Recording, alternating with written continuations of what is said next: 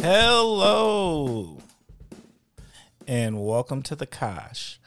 I'm your host, Timber Smith, and The Kosh is a podcast that spotlights people who've had an association with the Kosh or the surrounding Fox Cities area. Kosh listeners, how are we doing this morning?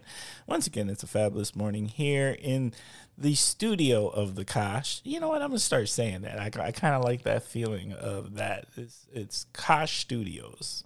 How's that feel? Y'all let me know if that works or doesn't work. I want to make sure that I send out there. This episode is sponsored by Sturgeon Spirits Craft Distillery, the Kosh's newest tradition, and Timber's favorite church, where he goes and have the Kosh's cocktails. If you haven't stopped down there and had one of those yet, they are fantastic. They are fabulous.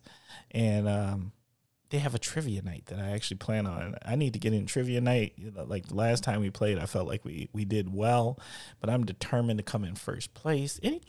Anybody out there good at trivia?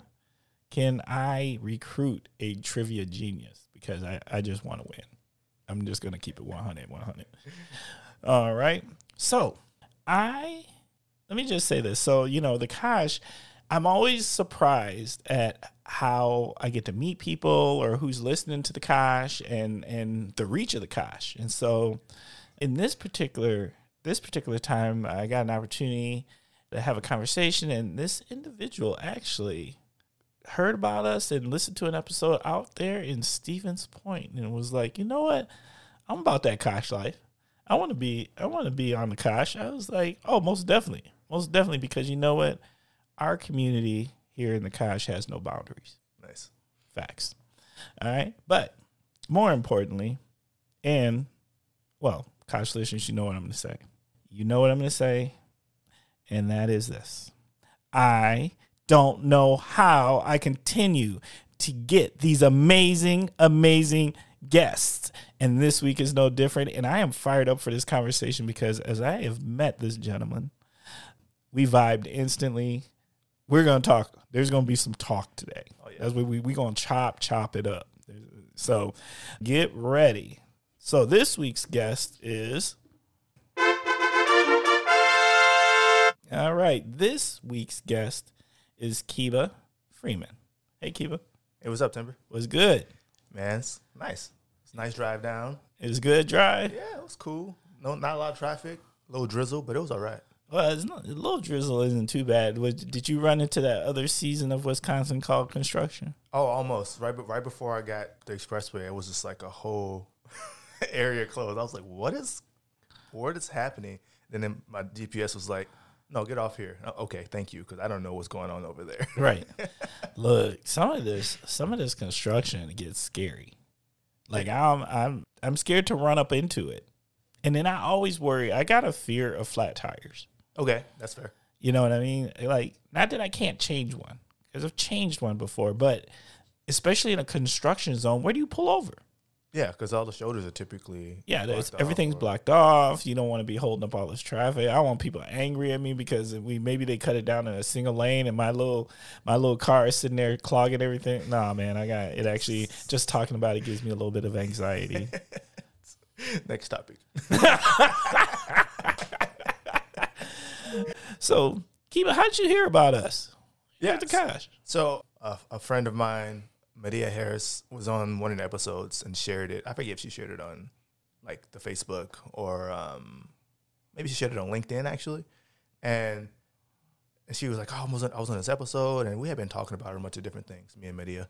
And so I was like, "Oh, I'm gonna tune in and see what's all about," because I know when me and Medea talk, we chop it up. Right. So I know she's gonna talk to somebody else. They probably chopping it up too. Listen to the episode. I was like thoroughly enthralled and enjoyed it, and was just like, man, are the other episodes like this, or was it just because Medea was on? And so I went back, listened to a few episodes, and I've been just listening since. Just kind of going back and forth between the older ones and the new ones when they pop up on my podcast app. And yeah, I'm a fan. I enjoy it. I enjoy the vibe. It's definitely like conversations that I see myself having with people, or I have sometimes with folks. Excuse me. And so I wanted to be part of the conversation. So I tapped in and said, hey, what's the brother got to do to get on the pod? Facts. I appreciate that. I appreciate you and your willingness to come spend some time with us here at the Kosh and make the trip. Yeah. Because you had to drive. So, well, let's get ready to jump in. So, you please share a little something about yourself and your connection to the Kosh and the surrounding Fox Cities area. For sure. So I'm Kiba Freeman, owner and creator of Kiba Freeman Art. And I'm originally from this small town in Illinois right off the lake called Chicago. Maybe some of you have heard of it. Bruh. People usually pass through. No, and so I'm originally from there, so I spent the first half of my life. And then the last half of my life that I've been spending in Stevens Point, where I got my BFA there, met my wife there, started my business there, raising my family there. Stevens Point's what's up. Shout out to Stevens Point. And yeah, connection to the Kosh area. Like I said, I'm in central Wisconsin. I've recently done a couple murals in Appleton, so it's not necessarily Oshkosh, but I did one in Appleton and one in Menasha. Oh, okay. For a car wash called Tsunami Car Wash. Shout out to them for hiring me to paint some murals for them. I did one for them, and one of the locations, and they was like, actually, we got this other location. Can you hook us up over there too? And so that's my direct connection, other than like, this is also the middle point where me and my wife drive to meet the grandparents when they want to hang out with the grandkids. So we meet in Oshkosh because it's halfway between Hartford and Stevens Point. Nice. And that way we don't have to drive all the way down to drop the grandkids off, Right. the grandparents, and then I have to drive all the way up. So we meet in the middle. I need to take that strategy when my granddaddy time in life comes into play. I'm gonna try to work that out with my daughter. You know, it's nice. Like, because none of our family, me and Jenna, me and my wife, none of our family lives in Stevens Point really, other than our maid family, our family friends and stuff. And so, like, her parents are the closest, which are 2 hours away. And then my mom lives all the way down in Racine, and siblings are all over the country and the world. And so, yeah, it's nice to have that in between, which is the Kosh. Oh no, that's and it's smart. It's a nice little in between point to make that work out. The mural. So I got another friend who does murals, who's well known in Appleton as far as for doing murals. And his name, and I don't know if the artist community, particularly muralists, are tight where y'all all know each other. Because I always find when there's a community and there's not that many people, y'all all tend to know each other. So is that how the mural community works? Kind of, for the most part. We tend to be in similar areas. Are you talking about Nail? Yes, I am talking about Nail. Yeah. Actually, that's big shout out to the big homie Nail. We were just on me, Nail, and another muralist from Milwaukee, John. We were on a panel together for Create Wisconsin, the arts organization for Wisconsin. Like, what was that, like a couple weeks ago, I think? Yeah. And so if you're out there, look up art Create Wisconsin, and there was like a webinar panel that they should have uploaded on their website right now that me, Nayo, and John were on. Hey, Nayo he just did a mural here at Reed Elementary, the school in Oshkosh, not that long ago, and part of it ended up happening because of relationships that happened through the Kosh. People, nice. As you are now a Kosh alumni, having an episode, the Kosh alumni, they listened and they ended up connecting, and it all ended up working out, which is fantastic. Nice. Yeah, Nail's dope. We were talking. I'm trying to connect with him and do a collaboration of some sort in the near future. So we'll figure that out, I think. All right. That's awesome. Okay. Well, do you do other things outside the art? I guess I should explain. So my day job is I'm a at-home dad. I'm a stay-home parent. And so I have almost 6-year-old daughter. She's brilliant, Soraya. And she's in kindergarten. She'll be going to first grade next year. So smart. She is so smart. I always tell people, I think parents always think their kids are really smart and gifted, but I was a smart kid, and she is way smarter than I was when I was a few years older than her. She's brilliant. And then my son, Kai, he just turned 2, and he is a little energetic little man. He is running and climbing and jumping everything, and anything that rolls, he's interested in it. And so I spend most of my day with Kai and keeping the house mostly orderly. I say mostly because I'm better at the dad part as opposed to the home part. Bruh. Keeping it 100, huh? I mean, I know my strengths and weaknesses. We all have them. And so I'm working more on the home part. But the dad part is what's the main thing. And so I spend most of my time with Kai. And before Kai was born, with Soraya, and developing them and reading to them and teaching them and learning from them. and experiencing life with them. And usually during nap time or when mom's home, I'm a professional artist, and that's it. I mean, for the most part. I also practice Taekwondo, martial arts, but as far as actually contributing to the household, parent, stay-home parent, painter. Oh yeah, look, that never surprises me now when you have more at-home parents, because those childcare costs are like, Bro, oh, let me tell you, we looked for a half second, and I literally mean it was probably no more than a half second. I was like, let's just see what's out there. And I was like, if we're gonna pay one of our salaries for someone else to be with our kid all day and basically raise them, I might as well I want to do it. I prefer to do it myself. No offense to anybody else out there, but right. I'm going to do a better job. Facts. Yeah, no, I feel that, because that child care, and you're right, it's serious. And if you have multiples, I couldn't even imagine. And I've always wanted to be like a stay-home dad. I used to always tell my wife that when we were just dating even. Like, yeah, if we ever have kids, I'm going to be a stay-home dad, or she'll be working because she graduated from college before me. And I was like, you get another raise, I'm going to just quit and be a house husband. And when we had kids, I'm just going to be a stay-home dad. And she always thought I was joking. And then once we actually had kids, we actually had that conversation. I was like, look, like, I was serious. I'm stepping up to the plate here. Like, I know you love working, that you're in your field, you enjoy what you're doing. You know, I can do what I want to do regardless of what else has happened. I'm an artist. Artists, we make things work. We're adaptable. And so she was like, yeah, she wanted to work. I said, perfect.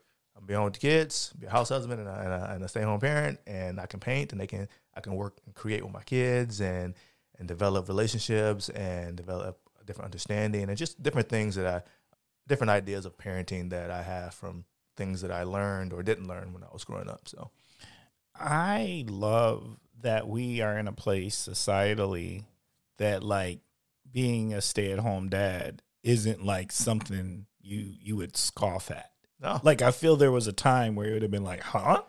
Like, you would have heard to Scooby-Doo, huh? I mean, and a time not even that long ago. Yeah. But surprisingly, once I became a parent, most of the other parents I knew, one of them were stay home, and many of them were the dad, And so it was me, one of my fraternity brothers, Isaiah, and there's a few other folks that we knew that were stay home dads. And it was just like, we just connect and be like, oh, let's take the kids to the park. Oh, let's go take the kids to the gym. Or and Stephen's Point, similar to Oshkosh, I would assume, is predominantly white. And so people are always just super surprised to see like these two black dudes with their kids walking around, running around, being joyful, having fun, checking out birds, and just like living life and like not carrying as heavy of a burden or load that the world typically expects us to have. So, yeah, that's 100, and I feel that. Well, now I gotta ask, because you mentioned you are in a fraternity. Yeah. What fraternity? Sigma Tau Gamma fraternity. Okay. Is the one that I joined in Stevens Point back in 2009. Gamma Beta chapter. Shout out to my bros. And I got bros all over the place, all over the world. And yeah, it was great. It was an awesome decision. It was a great chance to connect with a lot of different people, learn a lot of different skills, and I continue to network with people. I wrote my letter somewhere, and all of a sudden I run into other Sigma, and it's like instant connection. Instantly we have bonds, and it's like, I know this dude before, but yeah, he saw me in my letters, and all of a sudden we had a connection. We knew we had a similar foundation, at least in that respect. I get that. I totally get that, because I got my fraternity bros, and that's how I feel when I run into cats in the letters, and it's just like automatically, it's like, oh, okay, yeah, that's what's up. And I feel like I've always treated my fraternity, especially my brothers in the classes that I was in with, and when I was in school, like that 5 years, that's like my adopted family, and so I would just tell people those are my brothers, and people was like, you got a lot of brothers. Like, I got a lot of brothers. Got a lot of brothers, because like if they were my adopted family, I wouldn't say, oh, this is my adopted brother. Right. I'll just say it's my brother. Right. And so that's what I do. That's my brother. That's my brother. That's my brother. I got brothers everywhere. Yeah. So I love what you just said about you being at Stevens Point and these two dads taking care of their kids out here having joy. Yeah. Like, I don't think people get that because there's so many stereotypes. Oh, yeah. And assumptions. There are a lot of them. And I don't think, and they're not even justified. No. I don't even know where these magically came up. And it's like a lot of the stereotypes that people have about like black men or black fathers isn't just in black culture. At all. And so like the majority, there's so many people that grow up without a father that are not black that's not talked about. And like so many people like, oh yeah, my dad wasn't around, or my parents split when I was young and stuff like that. Oh, all the time. All the time. And you know, that's a whole different struggle. I get that. But like the stereotype for black families has always been, oh yeah, you know, typically it's a single mom, typically the dad's not around for whatever reason, blah, blah, blah. And then as people see me and I'm doing the bare minimum and they're like, oh my God, you're a great dad. I'm like, I'm just cleaning up after my kid. I'm a parent. Like, I'm just like we exist. It's not like I'm not a unicorn. Like, it's literally most of the black dads I know are great dads. Like, yeah, it's a lot of us. Yes, we're not some anomaly. No, it's wild. Like, granted, I am doing things a specific way that I enjoy doing them and that I think works for me and my family. But like, it's not some anomaly. It's people are taking care of their kids. it's not the greater narrative society wants to see, but they can't help to see me. I'm a 6'1" dude. I typically wear an afro. Not this morning. Not this morning. You decided to go with the cornrows. Yeah, I rated up today. I feel you on that. No, I just think I'm glad we get an opportunity to actually have this conversation about that, because I feel you on that. There's always this assumption, you know, and it's something that me and my wife dealt with. And here's the funny thing, like me and my wife, there's never been a point as far as my daughter, like me and my wife went through everything together. We've been together like 20, let me figure it. I'm going to have to do some counting. It might be 28, 29 years now together, right? We've been married for 26. All right. And the whole point was like back in the day, and this particularly because we're an interracial couple, and I'm just going to call y'all out, society, was I'd be working and she actually was staying at home for the first couple of years of our daughter's life. So she would be going to do the things, right? The doctor's appointments and all of that. And everybody made all these assumptions. That she like adopted. Well, not adopted. She's a single parent. Oh. That she's a single parent. See, that's not even in my head. Because they see white woman, child of color, dad can't possibly be in the picture. It's not like you're at work or something. That couldn't be that the dad is literally working. Had a doctor's appointment. Yeah. Well, the doctor's appointments were half of them. They were the ones making a lot of assumptions half the time. Yeah.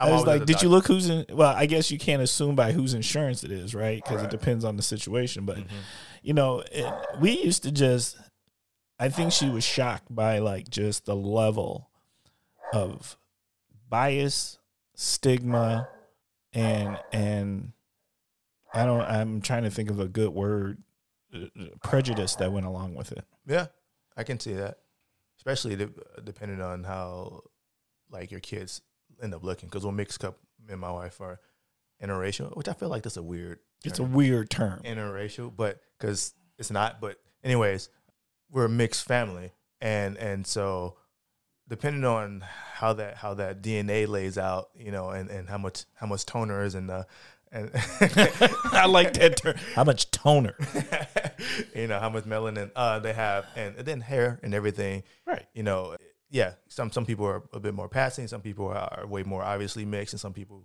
you can't even tell if they're necessarily mixed or not, depending on what they end up looking like. Which is just beautiful that there's such a spectrum there. Right. But yeah, I sometimes wonder when my wife is out with my daughter and her hair is out in a big puffy curly hair puffs or something, or people always comment on how beautiful she is and how they love her hair, and yeah, she does have great hair. We all have great hair. It's hair. It's hair. It's hair. Bruh. You know, and I wonder what sometimes I wonder, and I don't wonder this often because a lot of times I don't really care what other people think, but sometimes I wonder like what she might feel when she's out with our kids, or you know, and then having to like almost over parent sometimes you feel like you have to do when you're out in public and say your kid is just being a kid, you know, and kids are kids. They're learning, they're developing emotion, physically, mentally. They learn words, they try different things, they're going to push your buttons and everything. And my kids will try different things with my wife than they will with me. And, but I feel like it's almost harder sometimes mentally, especially because on the anxiety level of being out in public and be like, I hope my daughter doesn't have a meltdown today. And she has those. She's 5. Right. She's learning her emotions. Sometimes something that happened, and all of a sudden she's filled with this emotion and she can't really understand and control it, and she'll have like a little meltdown. We all do it. We should probably do it a little bit more often to control ourselves and have a better understanding of our emotions, instead of trying to shut them off. But like having that anxiety about, I hope she doesn't have a meltdown while we're out. Like, I feel like it's way heavier on her than it is on me, because I'm more of a, she's a kid. We're gonna ride this out. People are gonna say what they're gonna say anyways. So, right. So I might as well do what I think is best for me and my kid when we're out doing stuff, and what do I think is gonna help her get through this process so that she can not necessarily control it, but understand it better in the future. Not necessarily what we look like right now. Oh, do I look like a good parent? Do I look like I am a parent? I am here. I am present with my family, and I'm trying to understand how I can best help my daughter and my son, as opposed to, you know, oh, do I look like I'm doing a good job? Like, I'm here doing the job. Facts. Ooh, that went hard, but that was real. It's real though, right? That needed. I just felt like there was some real, honest talk right there about parenting, and that's literally why I always tell people when they're like, "Oh, what do you do?" I'm a stay-at-home dad. That's my main job. I also paint and make things look cool. All right. Well, let me ask you the follow-up question now. Sure. Follow-up question is, if you weren't doing what you do now professionally, what would you like to be doing? That's a hard question, because I'm doing what I want to do, and I'm of the mindset that if I'm doing something that I didn't want to do, I would stop doing it. So I'm doing what I want to do. I want to be a parent, and this is the phase of my life that I'm in, and I'm building my art business. These are the things I want to do. These are things I think I'm supposed to be doing because I'm good at them. They come, I won't say they come easy, but it comes, the effort comes natural. You know, it's not like I feel like I'm forcing myself to, oh, I want to be an artist. I need to make it work. Like, I'm an artist. I may as well get paid for it. Yeah. This is a skill that I have. I'm a parent. I may as well do that job instead of paying someone else to do it. You know, and so at this phase of my life, I'm doing exactly what I want to do. Love it. Love it. All right. Well, you ready to jump into the first segment? Let's do it. All right. First segment is called What in the World is Going On With? This is where you start with the phrase, what in the world? And then tell us what's on your mind. So, you know what? I've already decided I'm calling you Freeman. Because that's So, Freeman, what's on your mind? What in the world? What in the world? What in the world is going on with this Eminem song that just dropped? I don't know if you're a fan of Eminem. I am. Bruh. Actually, you know what? I don't. Here's my thing. He's acknowledged. I don't think he actually gets enough credit still for just how really good he is. Mm-hmm. Like, my hip hop, like, I'm true hip hop. Yep. Like, from way back in the day. Like, Rapper's Delight, kind of on one of those dance programs that used to be on back in the day, like Soul Train and whatnot. Yeah, there was that other one with Dionne Warwick too. Was that? It was very disco. Dance Fever. There you go. But I love lyricists. Okay, yeah. Like, the worst phase in hip hop that we had was the mumble rapper. Oh yeah, couldn't stand it. But I didn't know anything about this. So Eminem just recently had been teasing an album coming out, and he's been doing this kind of rollout sort of thing. And I'm a fan of Eminem. I've been a fan of Eminem for a long time. Again, because I like lyricists, and he's just kind of witty. And then like kind of the old Eminem that we first kind of got introduced to was just kind of silly and goofy, and kind of brought a little something different to rap that I enjoyed. But he recently dropped a song called Houdini, and you should check out the video. I think it's very interesting. It's like an homage to kind of the old style of Eminem and the current style of Eminem, and they're kind of combating a little bit. I don't want to give too much away. I want people to go check it out, actually, because I think the video was really cool, and it was very similar to an older video that he's done of a different popular song. And so that's been taking the weekend by storm. I watch a lot of YouTube videos on like people talking about different things. Track and music is typically the main things in anime, are the ones that I listen to the most. And so that's been all over my YouTube is Eminem's new song and people talking about it and like breaking it down or wanting to understand like, what does this mean? What is it tell what the album's going to be about? Is he going to retire? Like all these different questions. And so it's just kind of fun, like information that's out there. That's fair. That's fair. No, I hadn't heard about this, but now I'm going to go check it out. I will play it on my YouTube, and then it will be in my algorithm, and then I'm sure I will see every video about it.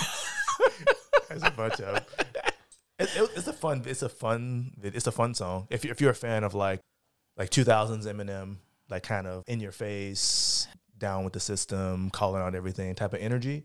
You actually know what my favorite Eminem? I love it when Eminem does spots on other people's stuff, right? Because, you know, the debate is he always comes in and he crushes it. Mm-hmm. He basically, he puts everybody else, like, you're not going to beat his verse. You're not going to out-rap him. Right. If he's featured, it's his song now. Yeah, right. If you let him on it, he's gonna lose his mind. And I don't care who it is, the greatest rappers or who are considered some of the greatest rappers, they can't mess with him. But I will say what I have not heard, and this is my greatest rapper of the time for me, is I've never heard M and Andre on this track together. I need it because you know what? I need it. Andre is no joke. Andre 3000 is amazing. Right. Lyricist, rapper. Oh my no goodness. joke. Oh my goodness. I need a Eminem, if you're listening to this, I need you to collab with Andre 3000, please. You can't get him off the flute, bro. Can't get I think if anybody probably will. Yes. It might be Eminem. It might be. I'm not saying he's the only one that can. Right. Lupe is pretty good lyricist too. And a Lupe and a Andre song would be crazy too. Yes. But yeah, I had made a post on the socials a while back, and I had at the time one of my favorite rappers that was coming out was Logic. I really enjoy Logic's music, and I was like, man, it'd be great if like Logic and Eminem got together and collaborated. And then like sometime later they got together and collaborated, and I was like, oh man, all right, let's put another one out there into the universe. Can we get Lupe and Eminem? Can we get Andre and Eminem? That'd be great. Right. I'm with you on that. We'll see what happens. Yeah. Well, you put it out there now. Yeah. I'm a firm believer. You gotta speak things into existence. Oh, I'm pretty big at speaking into existence, but then also I'm a doer as well. And so like I can't make that happen, but in my own life, I'll like say I want to do something, but then I'm like going to go do it. Right. Know? That's what's up. What in the world is going on with is this.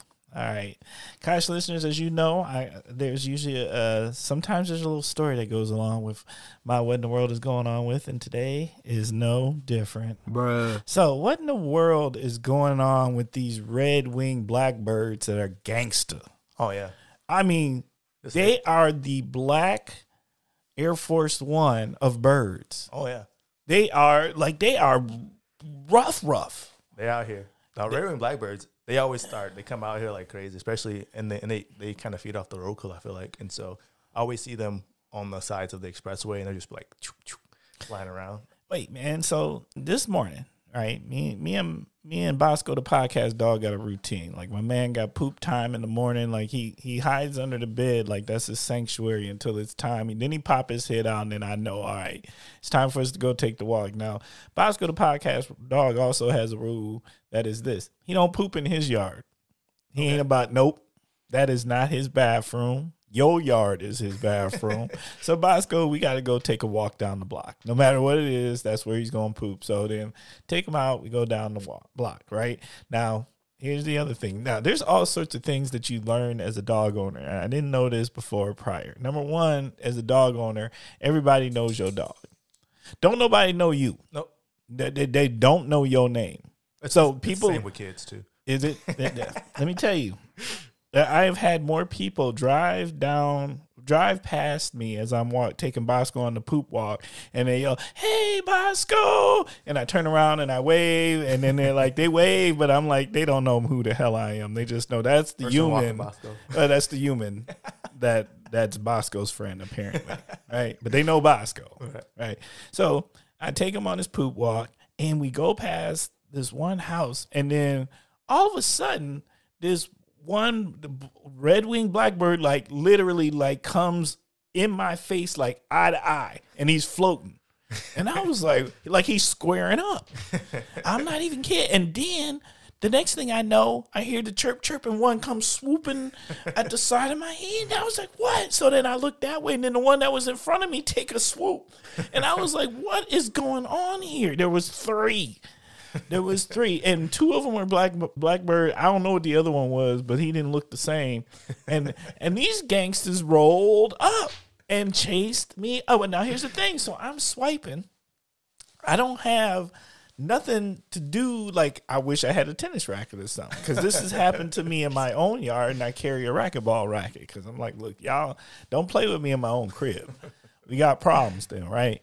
But so they swooping. Bosco's over here trying to pee on the tree, and I'm like, Bosco, can't you see what's going on, bro? Read the room. Yeah, we got to leave.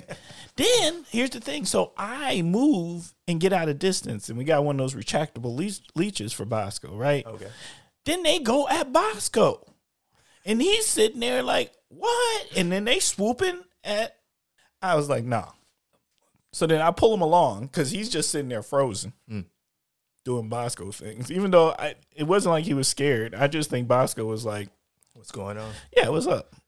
I wonder if there was a nest nearby, or if a mating area maybe, or any of those. I'm into birding, and so I've been learning a lot more about birds in general since my daughter's been born. Just because at first she was afraid of birds. One spring we realized, and so we got her this Wisconsin bird book, so she can just kind of see them. And he's just like, these are birds that are in Wisconsin. You're likely going to see some of these throughout the year. It's okay. They're doing what they do. Let them do them. They'll let us do us. We'll be fine.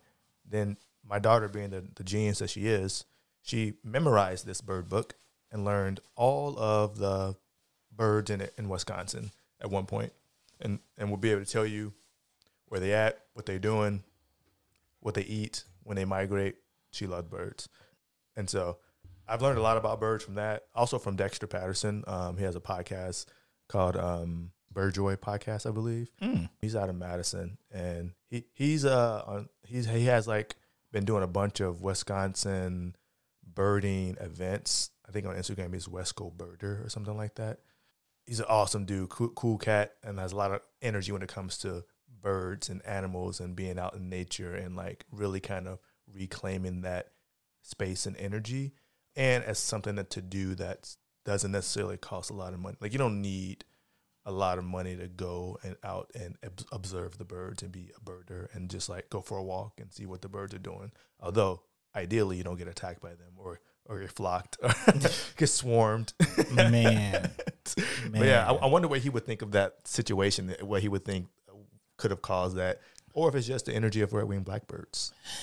No, I'm pretty sure, because there was like, I was in a triangle of 3 different trees, right? So there's like the trees that are sitting like on the, what do they call it, the terrace of the street, you know? So there's 2 trees there, and then 1 tree by the house, right? And so they were posted up, and I think wherever the nest was, I think it was on one of the trees in the terrace, right? And it's a low tree, so it's just tall enough that like I only have to, tilt my head a little bit to get under it and around it. I get that. But it's close enough that I could, if that nest, depending on where that nest is, I was probably a little too close. But man, yeah, it's like, because usually, well, I won't say usually, I'm not like an expert on birds, but like, given that we're so much bigger than a lot of them, especially red-winged blackbirds, they kind of try to stay to themselves, mind their business, do what they got to do. Not this morning. This morning, they was like, oh, you didn't hit the wrong curb. Right? They was like, they was like, you don't want these problems. They said it. They like it was. So here's the thing. So I scoot through, right? I get Bosco through, right? Get him to the corner of the block. He found this poop spot. He pooped, right? Then I'm planning. How am I gonna go through? Do I cross the street and I go back through the same spot, or do I go through? And I was like, nah. I'm not gonna let these birds. They don't pay taxes. They don't pay taxes. I'm not gonna let them bully me off the block. Like I'm going through, right? So I go back through, and they didn't square up as hard this time, right? But they was definitely there. I watched one.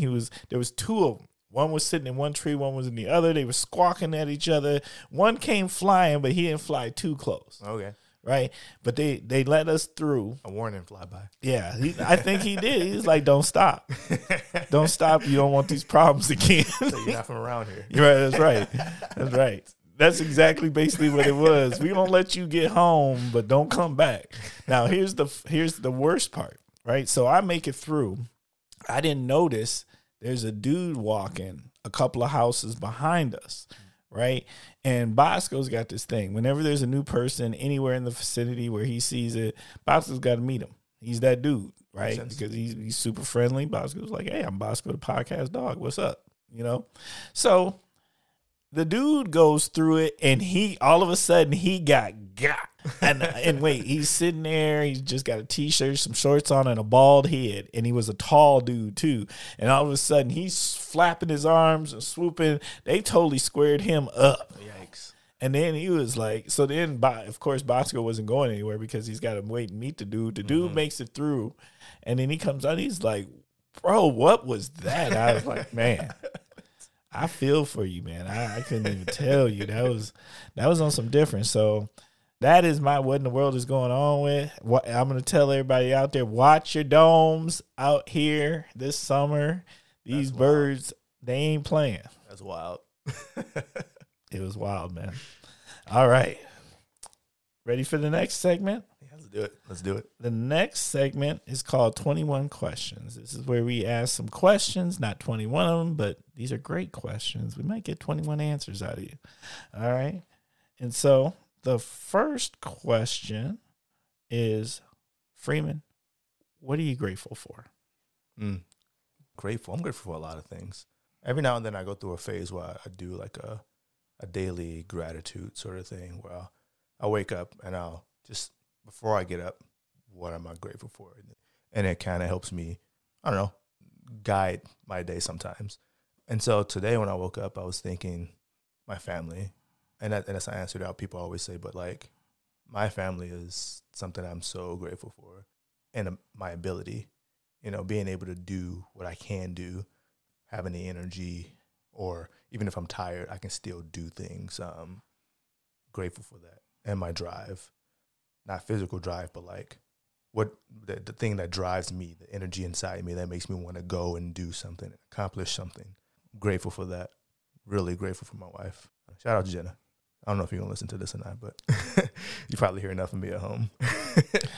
Yeah, you'd be surprised. Usually spouses they're at least peek in. Mm-hmm. They got to check it out a little bit.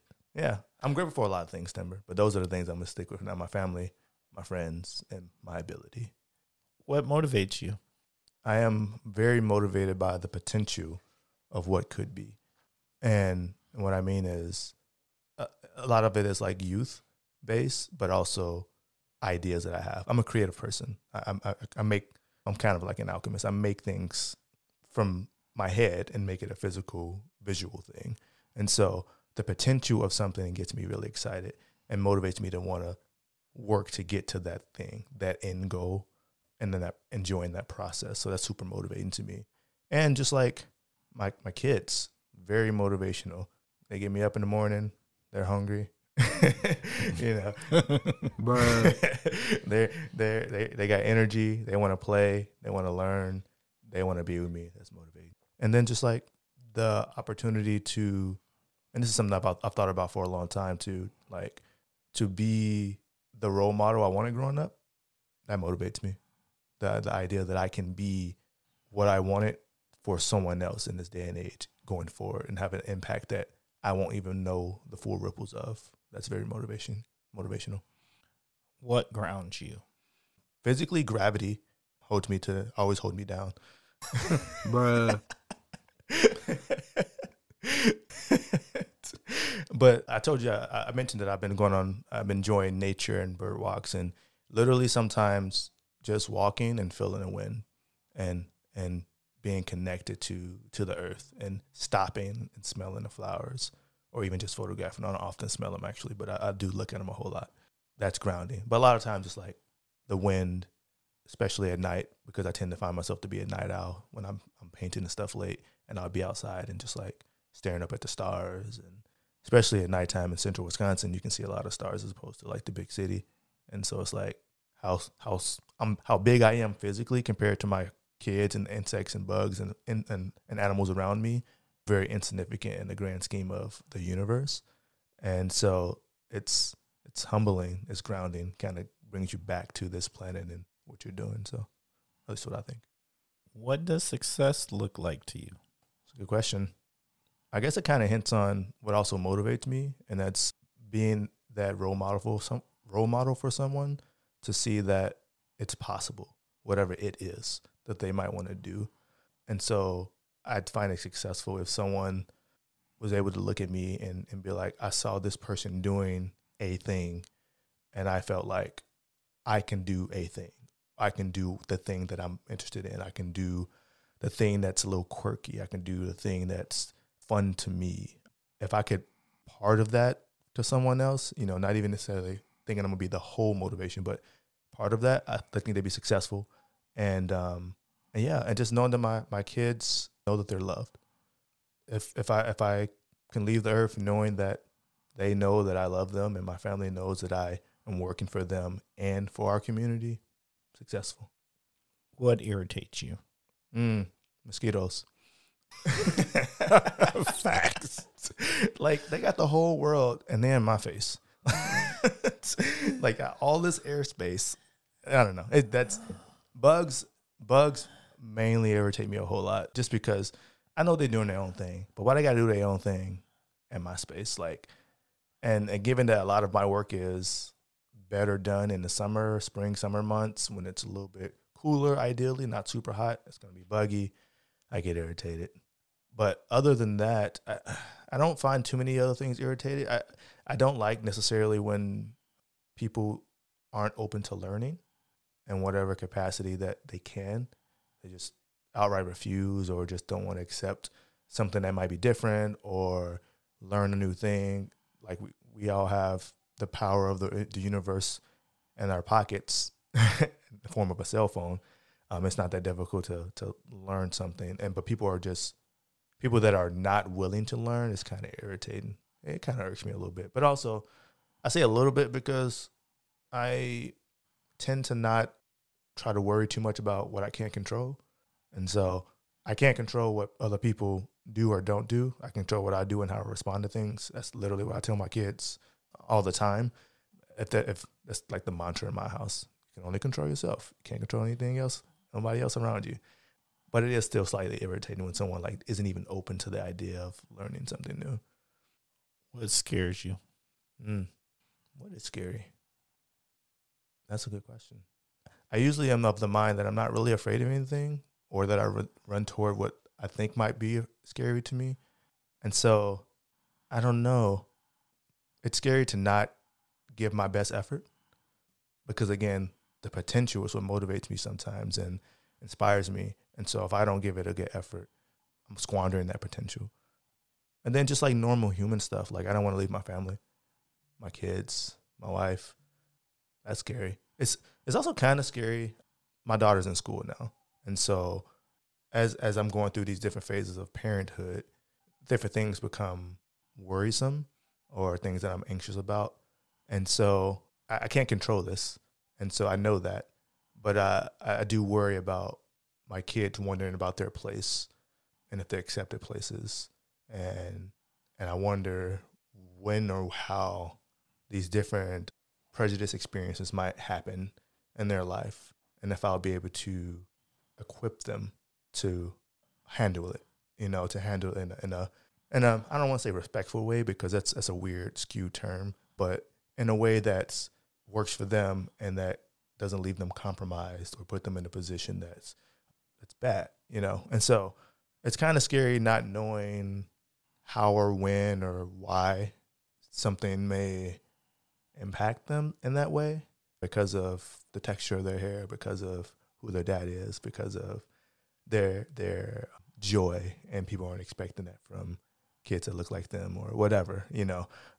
It can be kind of scary, but it's not something that we're not up to the challenge to face, I guess. So it was like 21 answers in that one. Yes, when you initially said you weren't quite sure what to be scared of, I was gonna say getting rolled up on by red-winged blackbirds. That's something. Let me tell you something, bro. You know, anytime there's like a weird, not weird, but like a bug or something that I'm not used to seeing, I'm always like, what is that? Yeah. You know, and a lot of bugs aren't harmful to us humans, really, but a lot of them look like they are. Oh, yeah. And actually, I'm probably afraid of half of Australia. I feel like every there is going to try to kill me. I'm with you on that. I've got this philosophy about, like, I like living in Wisconsin because there's seasons. So that means the bugs can only get so big because winter's going to kill them. Yep. You know, but you go to other places where it's warm all the time, them things don't stop growing. No. There's things with zip codes and pants on walking around in places that I'm like, carry you to your next location. That's right. I don't want to meet them bugs. Let them bugs be. All right. What recharges your soul? Conversations like this. And I do artist meetups once a month in Stevens Point.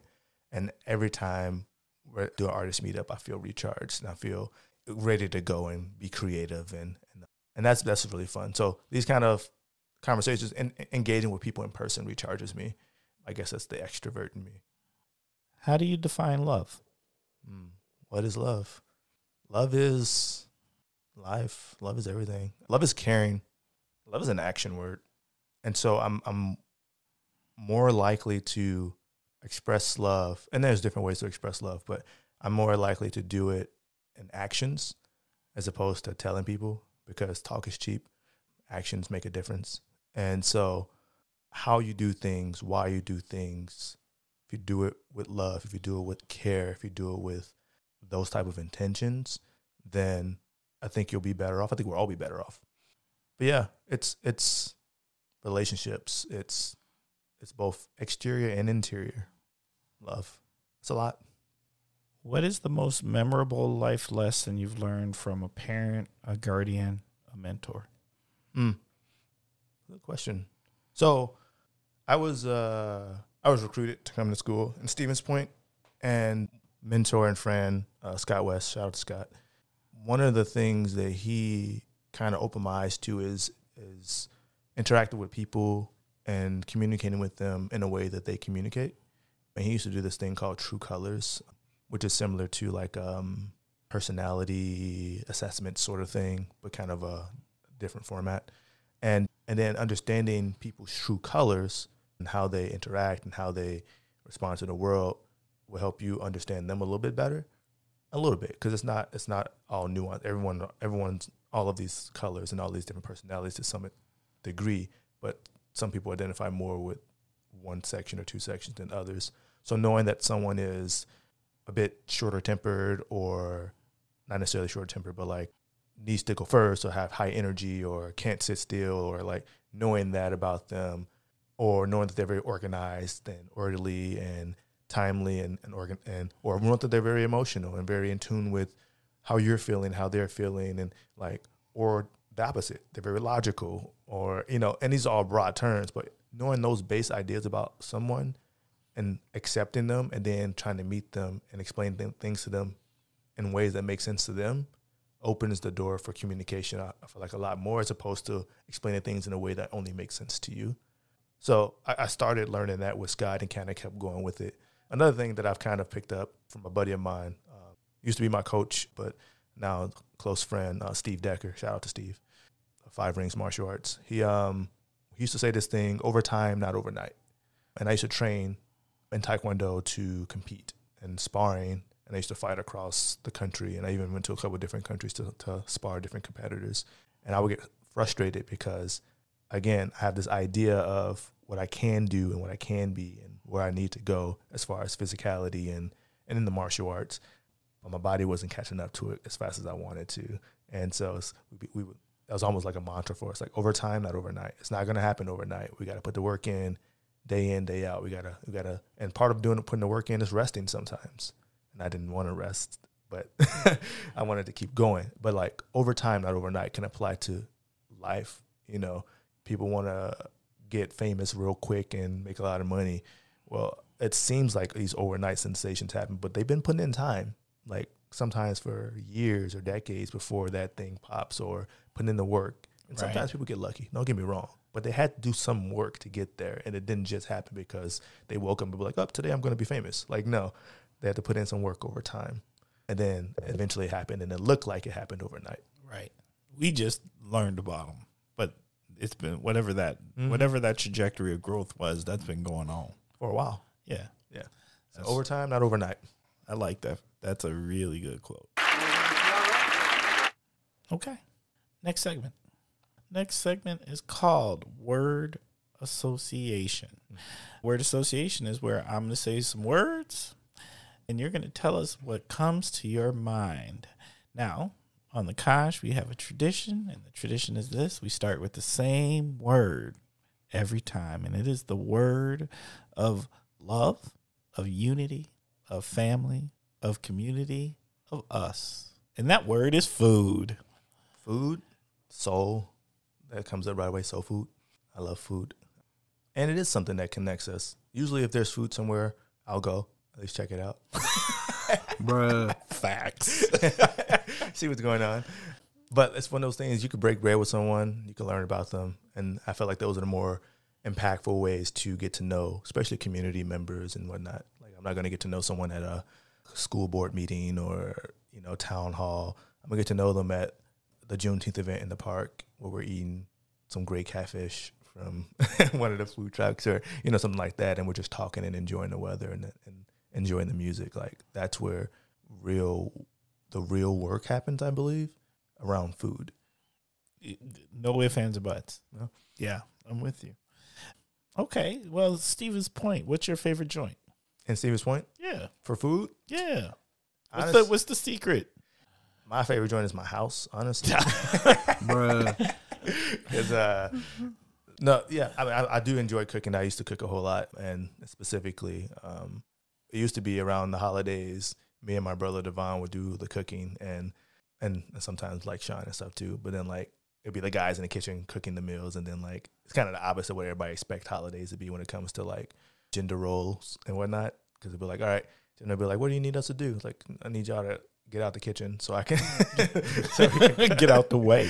I need that space. Need y'all to go over there. But in Stevens Point, I mean, there's a few spots that I regularly go to. One is China Walk. Shout out China Walk. They never let me down. I love it's a Chinese restaurant. I just think it's pretty good. I like the people there too, so that probably helps. They're always super nice, and they work hard, and they run a good business. And Ranchitos, actually, we just had Ranchitos night before last. It's a Mexican restaurant. It's pretty good. The tostadas there are fantastic. And yeah, I kind of frequent those ones mostly. El Mezcal, go there as well. And otherwise, a lot of other things I can make. Okay, fair enough. So if I'm going to eat out, it's going to be something that I can't make as good. So I'll get Asian food, because there's something special in that food. I don't know what they be doing. It's an ingredient I don't have. Yes. I'm going to have to agree with you on that. I'm not even going to try to play with it. Nope. There's stuff that they're definitely not going to tell whatever the secret sauce is. We not going to know. They're not going to share it either. They'll keep getting my money, though. So. Let me go ahead and get that order. And then same thing with Mexican food. I didn't grow up necessarily. I'm not Mexican, so I didn't grow up with traditional Mexican food or around a lot of Mexican friends where I would have dinner and stuff with them. So I'm just not I'll make some chicken tacos at home, and I know it's very Americanized, but there's a food truck out there. I'm getting the not American version. The south of the border version is what they call it around these parts. Yeah. With the cilantro and salsas and all that, Yes. The flavors. I want the So good. I want seasonings. No. Yes. So yeah, those are the main ones. Otherwise, like I said, we in my household, we between me and my wife, we get down in the kitchen. We can get down. Okay. Cocktail or beer? Water. I don't drink alcohol, and so I'm more of a coffee and tea person, and but I like them both.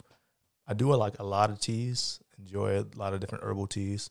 I was in Japan recently, and that was one of the things I brought back with me was a bunch of different tea because I just enjoy it in the evenings. Not all day, really. If I make a pot of tea, I'll drink the whole thing by myself. But kind of gotten worn to coffee over the last couple years, probably since having kids. I'm big tea now. I do a lot of tea. Matter of fact, I do tea in the office. If you come visit me in my office, I make you tea. There's a spot in Stevens Point you might enjoy called Diversi-Tea. Yeah.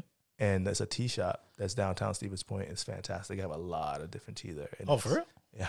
Like, imagine, like, you know how, like, in the library, sometimes they have, like, the moving ladder to, like, get up on high shelves, but with tea. Like, that wall just, like, full of tea. And it's just, like, every time I go in there, I always spend way too much money, which is why I actually need to go back in there to get some more tea. But I always get something that something from the last batch that I really enjoyed. I'll get that again, but then I'll get something new that I haven't tried yet that just smells good. It sounds like it'll be pretty good, and they haven't failed me yet. It's all fantastic. I had to give up coffee because coffee was hitting me too hard. Like I was getting jittery. Jittery. Yeah. But that tea caffeine perks me just as much, but it's so smooth. Yeah. Right, and it's not that hard jittery elevation. It's definitely smooth and I've really come to like a lot of teas. And now before I go to bed, I do a sleepy tea. I start in the morning with tea, and I just do tea and I feel like it does my body much better. Yeah, but when I saw the question for the cocktail or beer, and I don't drink just because it's alcoholism runs in my family. Okay, it's my hypothesis. That's what I've noticed, at least. It's what I've experienced. And so I don't think I am stronger than an illness. And so I'd rather not test it.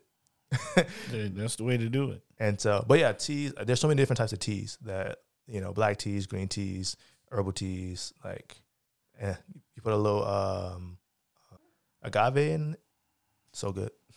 Shop local. Yeah, I just mentioned Diversi-Tea in Stevens Point. That's a nice little local spot that I really haven't seen that many other spots like that in the area, and I could be wrong. I also don't go around specifically looking for tea spots. But in Stevens Point, there's a place downtown called Agra. It's spelled like Agora. I'm pretty sure it's pronounced Agra. And it's a nice little it's a shop. And they sell like art stuff. They sell like stickers. They sell like kind of fun, tongue-in-cheek things with quotes and socks and just all types of fun, crafty things that they collaborate with artists and whatnot to have things in their shop, and they're owned by these two women, Carrie and Kara. At least I think they both own it. They're both always there. But they're great. They have great energy and they're just so open to different things in the community, and so they're pretty awesome. But I try to shop as much local as I can. I don't do a lot of shopping in general. I just don't. I don't know why. Jenna does most of the shopping in our house, but it's probably because I'm pretty open to just if I need something, I just buy it. I don't shop around. I'm it's here. I know this person has it. I'm just going to pay whatever they want for it. Whereas my wife is we could have got it, but that's fine. I was already there. And so I try to get as many things as I can locally to the point where I'll go without something for a little bit until someone gets it in town or in the area. So streaming. Music comes to mind with streaming. I listen to a lot of music when I paint. And I mostly listen to a lot of hip hop, a lot of rap, but also listen to some jazzy, soulful music, a lot of Motown classics. In my household, we listen to a lot of Motown classics, just over the speaker system. What's the automated one? Alexa. And so when my kids are around, we listen to a lot of Motown classics. We listen to a lot of Stevie Wonder. And we stream those sorts of things. When my kids are not around, so I listen to a lot more rap and hip hop and different artists I've come across that are local to the Midwest, Nerdy. He's up in Minnesota. He's awesome. Check him out. Emmett James. He's in Milwaukee. They both do some very different music that's hip hop related, but then not hip hop related. Got a homie Carissa who does like this kind of jazzy, soulful music that goes really nicely on my painting playlist. There's a painting playlist. Oh yeah, well the playlist is called Vibin', and so I actually have two different playlists for when I paint. One that's called Turned, and one that's called Vibin'. And one or the other usually hits and gets me right in the painting mood that I need to be in for that day. And it's usually the vibing one. That's usually the one I listen to, especially when I'm getting deep introspective paintings.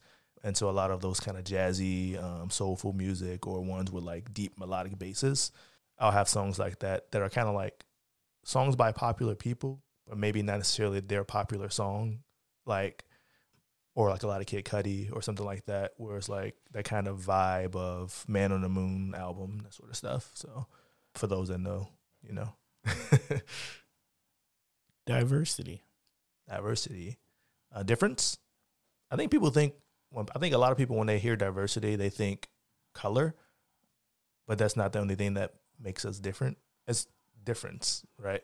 And so I tend to not explain a lot, but when people are like, when they say diversity, I ask them, do you mean diversity or do you mean race or do you mean skin color? Because that's different. Diversity isn't just that. You know, it's I mentioned me being able to do things, ability, having both my hands. You know, there are people that don't have that makes them diverse. There are people that I take medicine for high blood pressure. There are people that take medicine for different things that makes them diverse. You know, how we speak this language, English, is it our first language? Is it our second language? That makes us diverse. And so it's not just like, you know, there's obvious race implications what people think right away, but gender, you know, different identities, how you go about your life, what you find interesting, that's all diversity. So diversity is kind of everything. It's kind of like art. Art is everything. And so I guess in a roundabout way, I think of art when I think of diversity. That is exactly how I share diversity with people for the most part. So it doesn't get pigeonholed into this racial thing because that's just not it. No. At all. Not even close. It's a sliver of the whole thing. It's a piece of the pie, you know. Or the cobbler, if you like cobbler. Why you bring up the cobbler, man? Because I was talking about making food and stuff for like holidays, and I thought of thinking about peach cobbler. Wait, do you make peach cobbler? I have before, yeah. I wouldn't say I specialize in it by any means. I'm more of I specialize in the baked mac and cheese. That's my jam. Yeah? Yeah. Okay. Yeah. Okay, that's what's up. So that's if there's a family gathering, you bring the mac and cheese. Likely, yeah. Okay, that's what's up. That's how you know. You know what? I'm thinking I need to add that as a question on the Kosh. Like, if there's a family gathering, potluck, what are you in charge of bringing? Oh, yeah. Because I think that tells a lot. Because whatever you routinely bring tells either what your specialty is. Or how you approach potlucks. Yeah. Because if you tell me you bring the potato chips, I know who you are. You tell me you bring the paper plates and the plasticware, I know who you are. Yeah. We need those. We do need them. Yes, we do need them. I'm not knocking it, but it just tells me your approach. Yeah. No, yeah, the baked mac and cheese is something I've been kind of cultivating my recipe over, I don't know, last decade or so. And like things for like Thanksgiving and stuff. Like we used to do this whole big spread and everything, and then we start slimming down a little bit because like we don't need this much food. But baked mac and cheese is the one thing that my brother doesn't like cheese, and he'll eat my baked mac and cheese. Oh, okay. And so and that's nice. That's nice. That's a nice indicator to me. And then usually my brother Devon, he works. He's the director for the teen center at the Boys and Girls Club in Stevens Point. Every now and then he'll do things for like Black History Month or different events for his teens throughout the year. And he'll be like, hey, bro, can you make some baked mac and cheese? I'm like, for the kids, I'll do it for the kids. for the kids. I love it. All right. Next segment. The next segment is called the Kosh Hidden Gems. This is your opportunity to share a hidden gem. Does not have to be located in the Kosh or the Fox Cities area, but it's a hidden gem where maybe it's something everybody knows about, but maybe there's some details that people don't know about, or maybe it's something that you don't think a lot of people know about, but they need to know. So what's your hidden gem? I got a couple hidden gems, actually. And I'm going to speak broadly about Stevens Point, but they might also relate to Kosh Appleton area as well, because I know that there are variations of these organizations. First one is the Central Wisconsin Children's Museum in Stevens Point. Me and Kai go there probably at least twice a week. It's fantastic.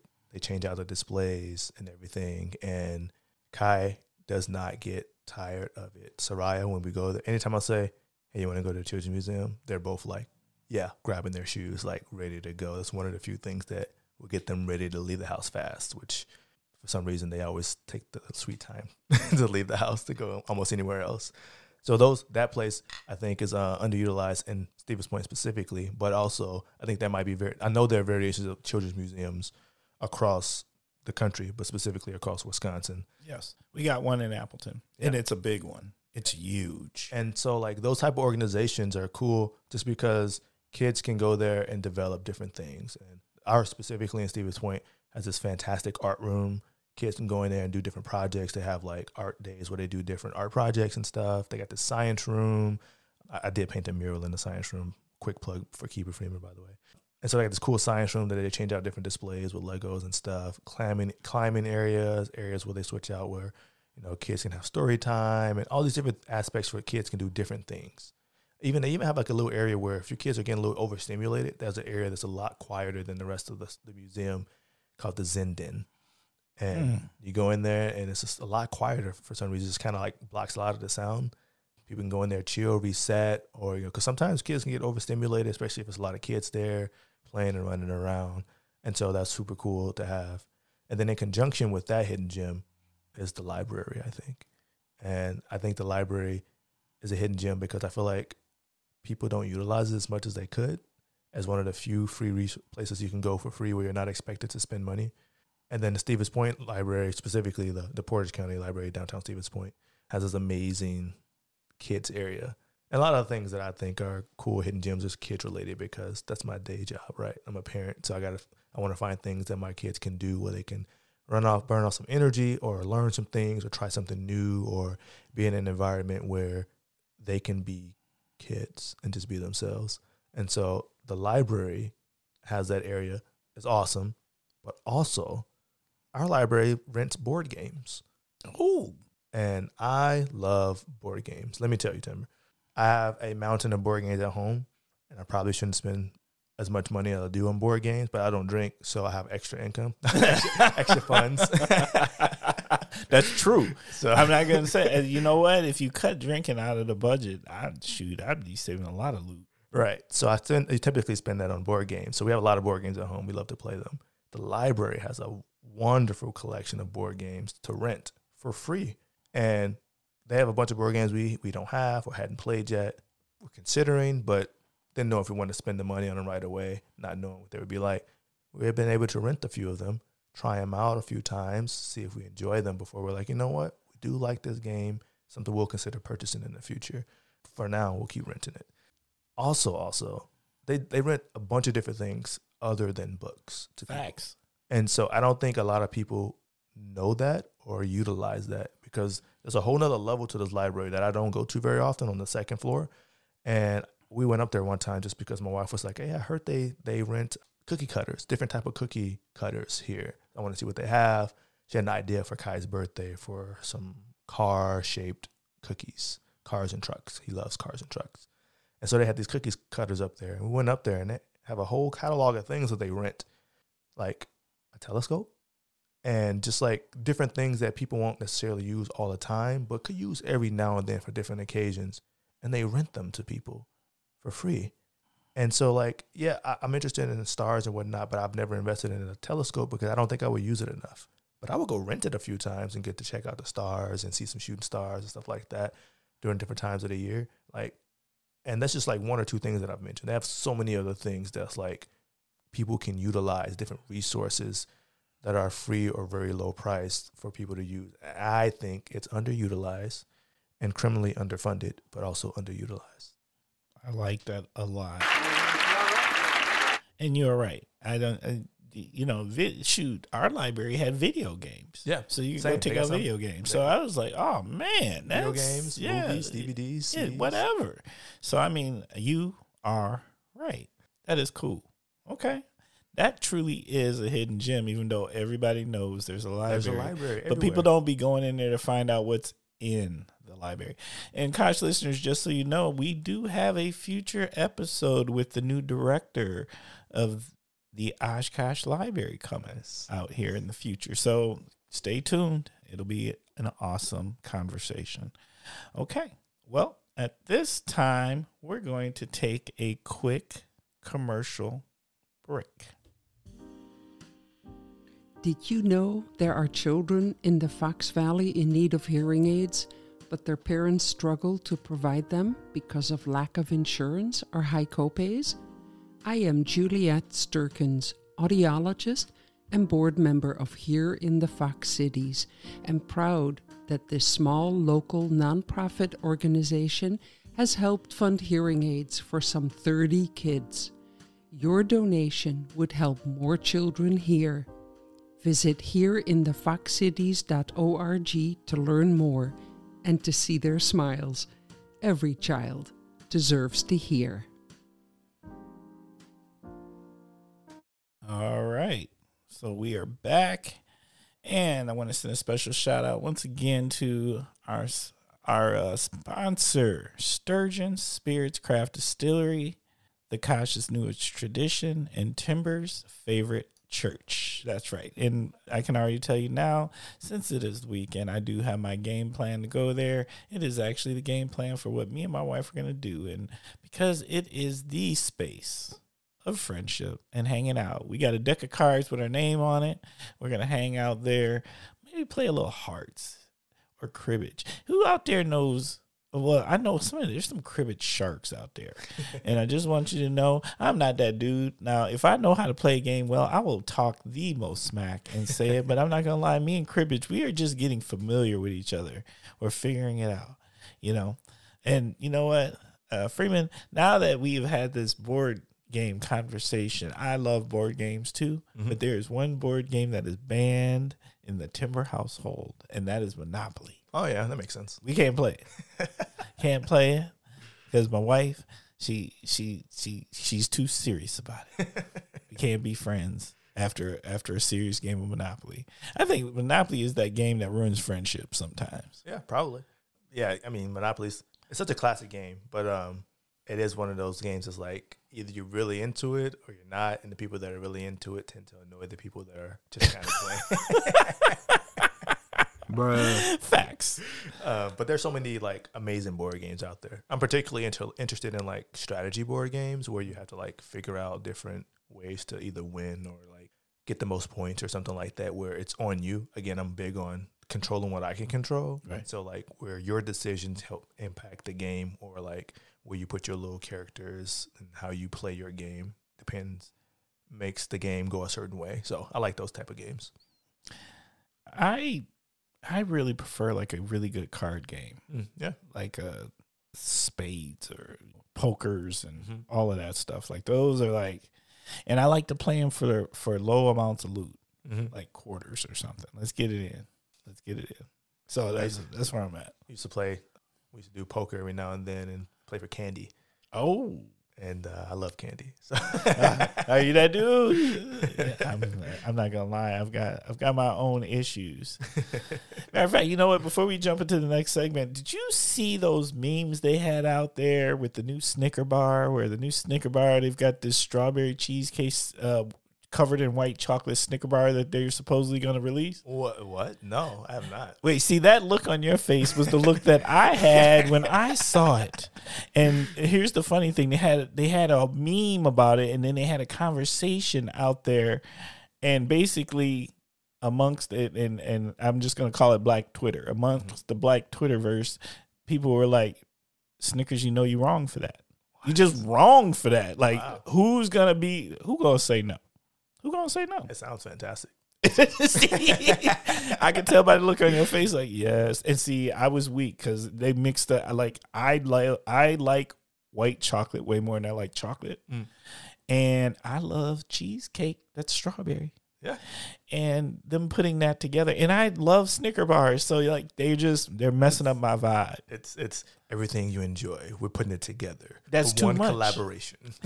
And I'm gonna be honest, when I run into things like that, I just buy boxes of them. I just buy a box of it. I walk in, I was like, oh, okay, let me just grab this box of these. Yep. And people look at you like, no, don't judge me. Don't judge me. Not trying to be back every day for one.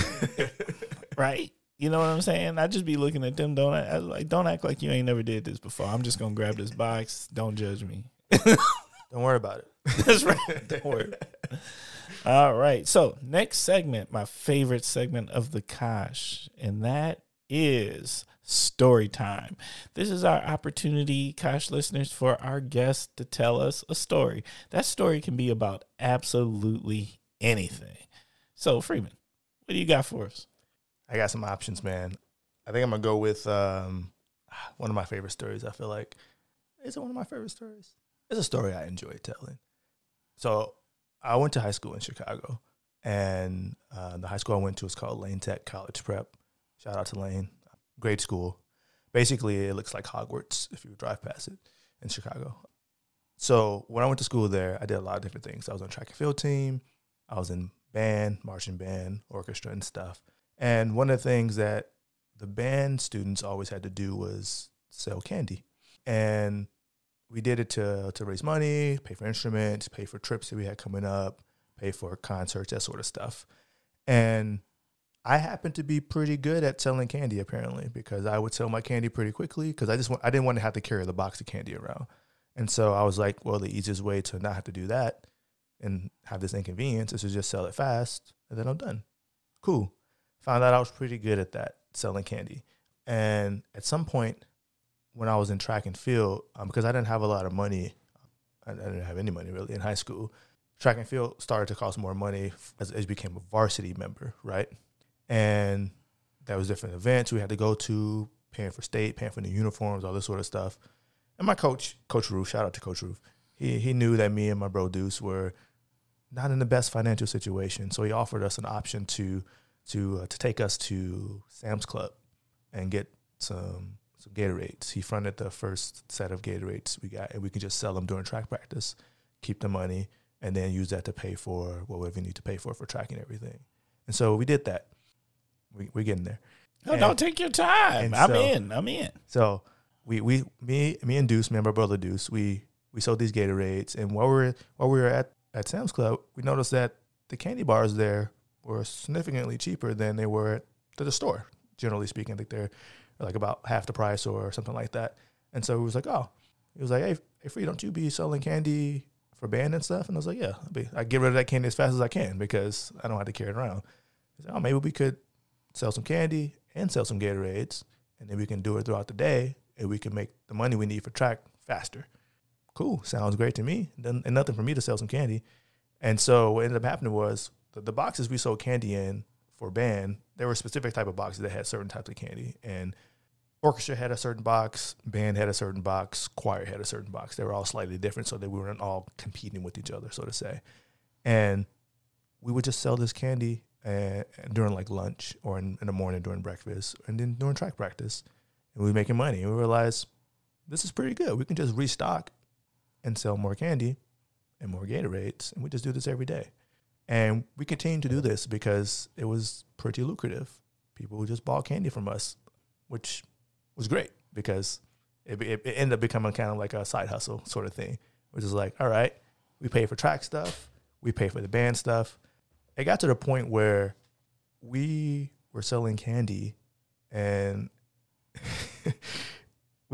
I was in the cafeteria before going out for outdoor lunch or whatever. And someone came up and they had like a box of candy, and they were not great at selling candy. I can tell they were having a hard time. They had this full box. They were real nervous about it. And they was just kind of like, hey, you want to buy some candy? Like, and I was just like, I feel kind of bad for them. Like, I would have been sold this box by now. And so I was just like, how many pieces you got left? And they counted them up quick. And it was like a 50 candy box, and they had like 48 or something. They really hadn't sold anything. I was like, look, I give you like $40 for the whole box, and you come up with the other $8, and then you don't have to worry about selling this candy anymore. And so they ended up taking that deal, and then I sold all their candy like that morning. And then it got to the point where I started to employ my friends to help me sell candy.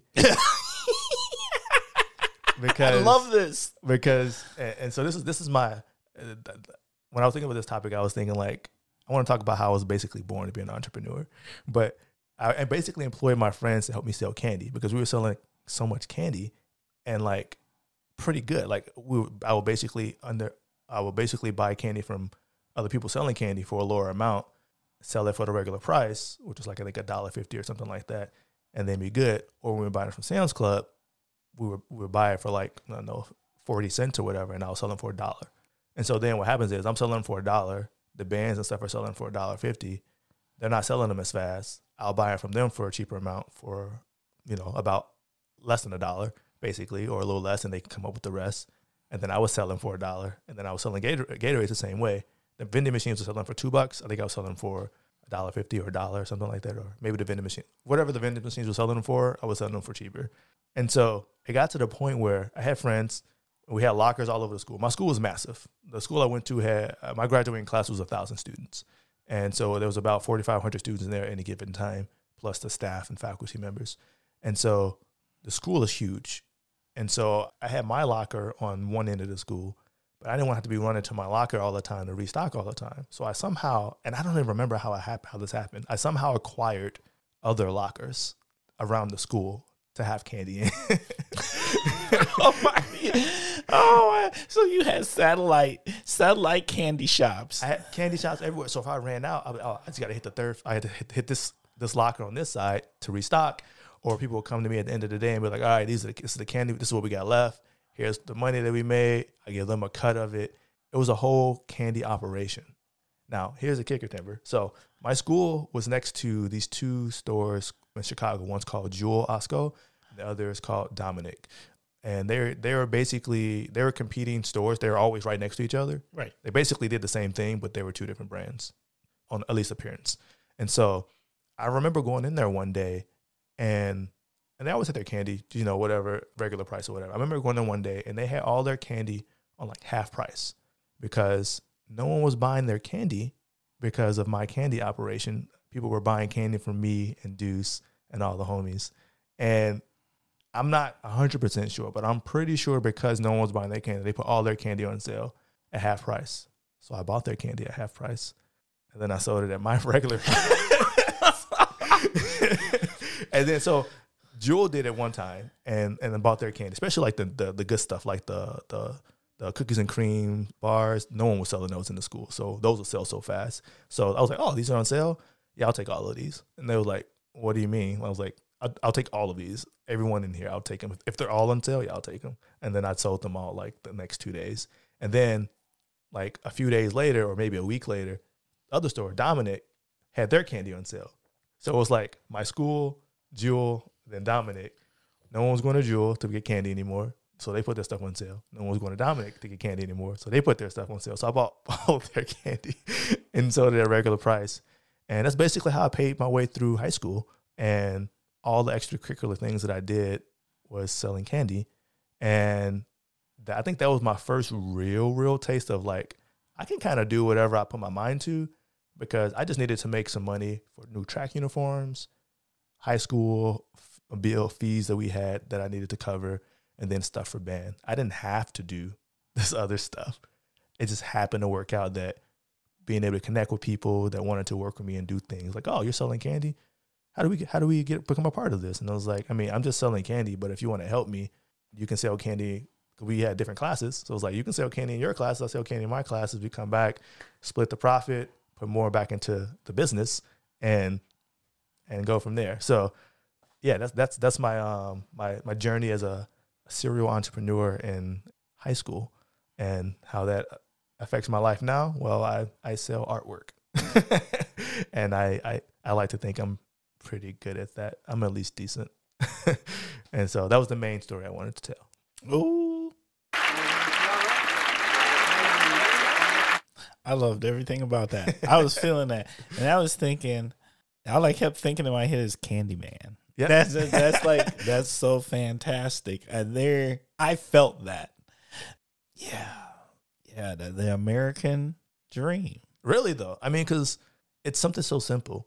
And it's basically supply and demand. It's economics. And I was taking economics at the time, too. I was taking AP economics. Yes. So it was like literally like a live test of what I was learning in class. I'm like, let's just see if we can do something. Let's see if we can see how the supply and demand works here. And literally, we watched it kind of unfold when it comes from just selling candy to all of a sudden the demand was down at the store.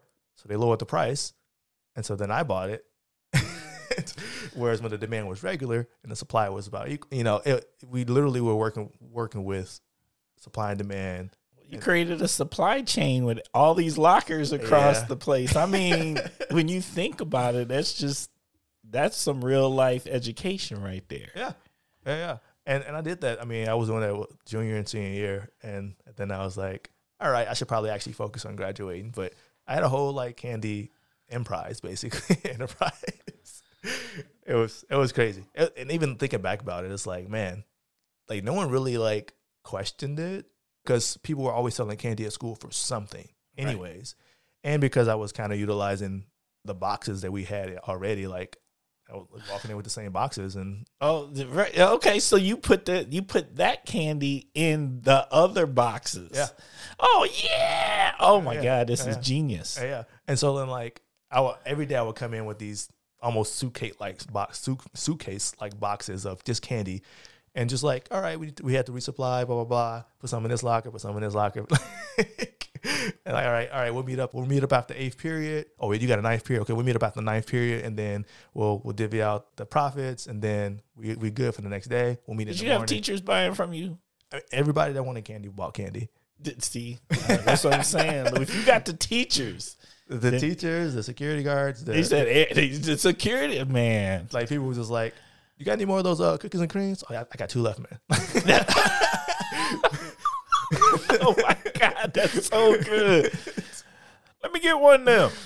No matter of fact, let me get both of them. Right, like, go ahead, let me get both of those. Like, all right, cool. We got to resupply tomorrow. Yeah, that is. Oh my God, that's so good. So shout out to the band teachers that had us selling candy, because I got good at that. And then shout out to Coach Roof for giving us the opportunity to make some money and help us get out of a little bit of a situation that we were in. So love it, bruh. Okay, well now it is time.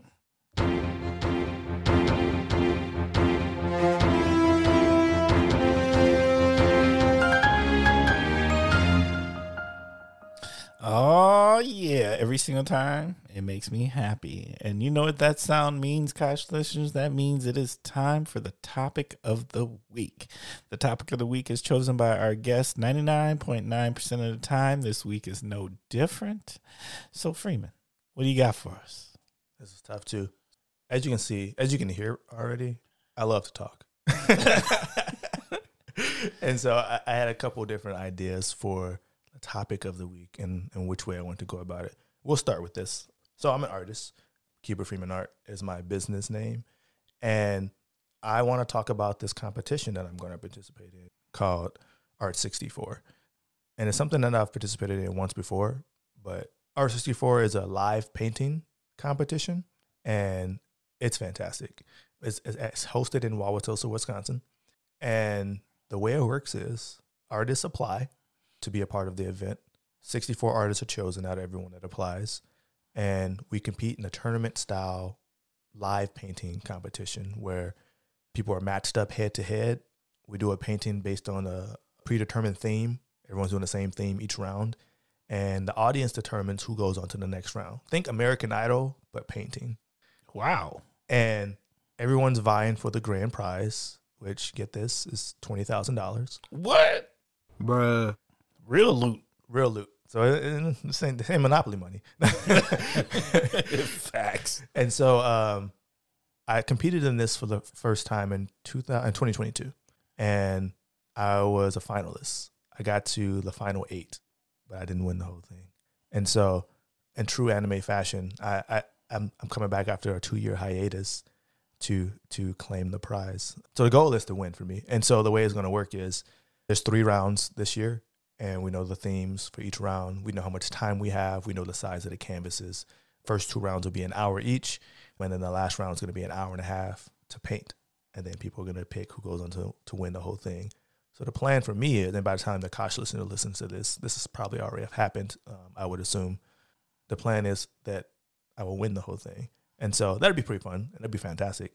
But also, it's a really fun event. Like when I did it, outside of winning the rounds, just connecting with the different artists, connected with the people that were there to enjoy the event, because it's a big event. It's like a live painting event, but then there's like music happening, there's like festivities going on. So they shut down the downtown of Oshkosh, basically, like block off the streets, and it's like businesses are working, food vendors, all. It's a festival type of festive event, Right. and then also you have artists on every one of the streets of the downtown painting, trying to win this grand prize money. Now, there's the grand prize.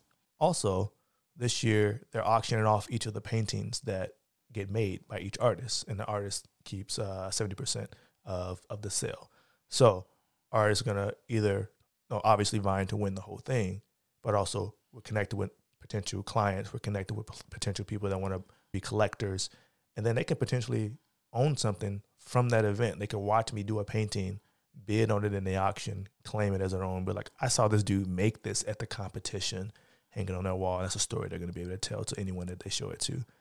So artists are getting not just exposure, but they're getting paid, so artists are making some money each round, but the grand final is by far making the most money. Obviously, that's kind of what the whole idea of it is. And so that's topic part A. Okay. I wanted to mention that. And so by the time you listen to this, Kosh listeners, you should be able to just look up Art64 or Art64 Tosa and see who the winner is. Hopefully you see my smiling face. That's the plan, at least. Yeah, we're going to cheer for that. We're going to put that energy. Look, just going to say it because we speaking it into existence. The thing is with me and anything that I've done, if I can see myself doing it, then I'm going to do it. I can see myself being a parent. I'm going to be a parent. I can see myself being a martial artist and winning a national medal. I'm going to do it. It might take some time, but I'm going to do it. I can see myself doing it. I can see myself painting a mural for the first time, and then I did it. And now I can see myself painting more murals, and I can see myself painting in another country. Spoiler alert, I've done that. I went to Japan recently, and I have a mural in Osaka. So For real? yeah, Bruh. Damn. yeah. And so that was something I was going to talk about too for story time. My trip to Japan, which happened this past March. Fantastic. Highly recommended. It was wonderful. I need to go back. Also, shout out to my brother Deuce. He lives out in Osaka, and he just opened a cocktail bar called Subterra. So if you're in Osaka for whatever reason, Kosh listeners, look up Subterra. It's a nice chill bar. Tell Deuce Freeman sent you. He'll treat you right. But what was I saying? Yes. So part A was Art64 because I'm indecisive and I like to talk about a lot of different things. The other thing I want to talk about is this thing called, we talked earlier about at-home parents and at-home dads, right? I've recently learned over the last 6 months or so that there's a whole national organization for at-home dads. And it's brilliant. There are a lot of guys that come together to be a part of this organization. And they actually have a podcast too called At Home Dad Chat or something like that. And I connected with these guys because one of the, I don't know if he's a founder or anything, but he's one of the the VPs or something of this organization called At Home Dad Organization. He lives in Stevens Point, of all places. Didn't know that until recently. And Okay, so he's right there. yeah.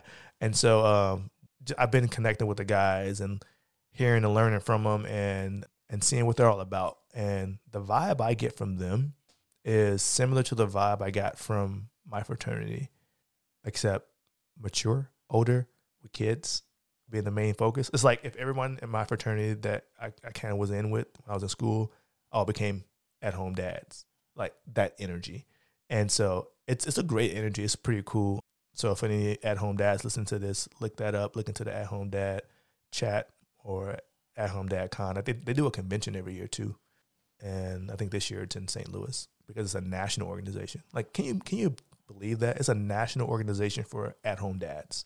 Well, I believe there should be, because I do believe there's probably more at-home dads than we talk about. Yeah. By far. Yeah, by far. And And so just coming across this and learning about that group has been super cool. And just like, I want to tell everybody about it. Like, hey, you at home dad, you should learn about that. You at home parent, that's fine. You probably learn about this anyways, because they do like development stuff. You know how you go to development stuff for work to get better at certain things and learn different skills. They do that, but for parenting too.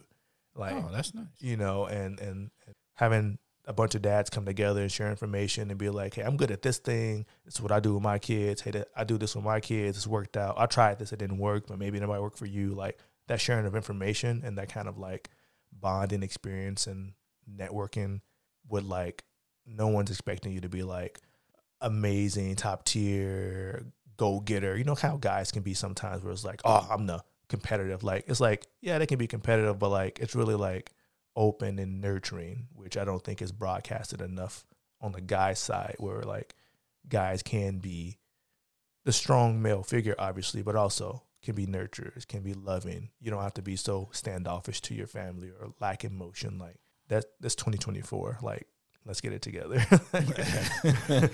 We all have emotions, and the more you repress them, the more issues you'll have later. So just learn to work with them and let them be a part of your life. And yeah, you know, sometimes you gotta be a bit firmer with the kids, or like, you know, disciplinarian sometimes. But like, that doesn't mean you're not loving or caring. Like, those two are mutually exclusive, right? Right. So I wanted to mention that too, as those are two completely different topics. One more dealing with my art side, and the other one, well, I guess they're both dealing with what I do on a daily basis. Yeah. Parenting and art. That's really all I talk about. All right. So, see, the Art 64 is on my mind, because now I'm thinking I need to make that field trip. So that is, I think we will, depending on when it happens, I'll put it in the podcast notes so people can link on it. But if it comes out, I'll still put it in the podcast notes so people can go in to look for winners and how did you fare in it all when it's all said and done. But it sounds like a really, really cool event. It is. I think this is our third year doing it, and I'm not sure who's funding the whole thing, because $20,000 3 years in a row, plus like whatever other prize money they give out for each people participating in each round. Like, it's a good amount of money that's going into the arts, and it's necessary, because Wisconsin is actually ranked 50 out of 50 when it comes to art funding. Mm-hmm.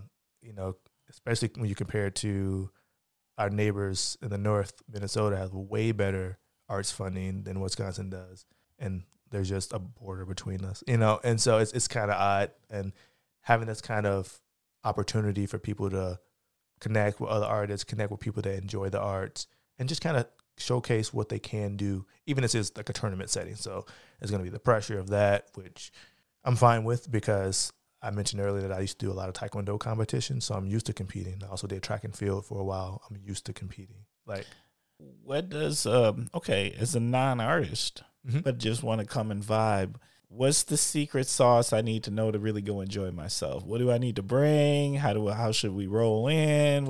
How do we get down for that? For the fest, for the R64, I would say treat it like you would any other kind of festival, because it has that energy to it. You know, like, there's going to be some live music, there's going to be performances and stuff throughout the time. So it's not just the painting, but the painting is the main attraction to it. And so people are going to be lined up in the streets at different tables and different sections painting. And so you can like sit and watch, find your favorite person, you sit and watch them for a little bit, or you can kind of make your way through and kind of watch a little bit of everybody and see what the final results are at the end.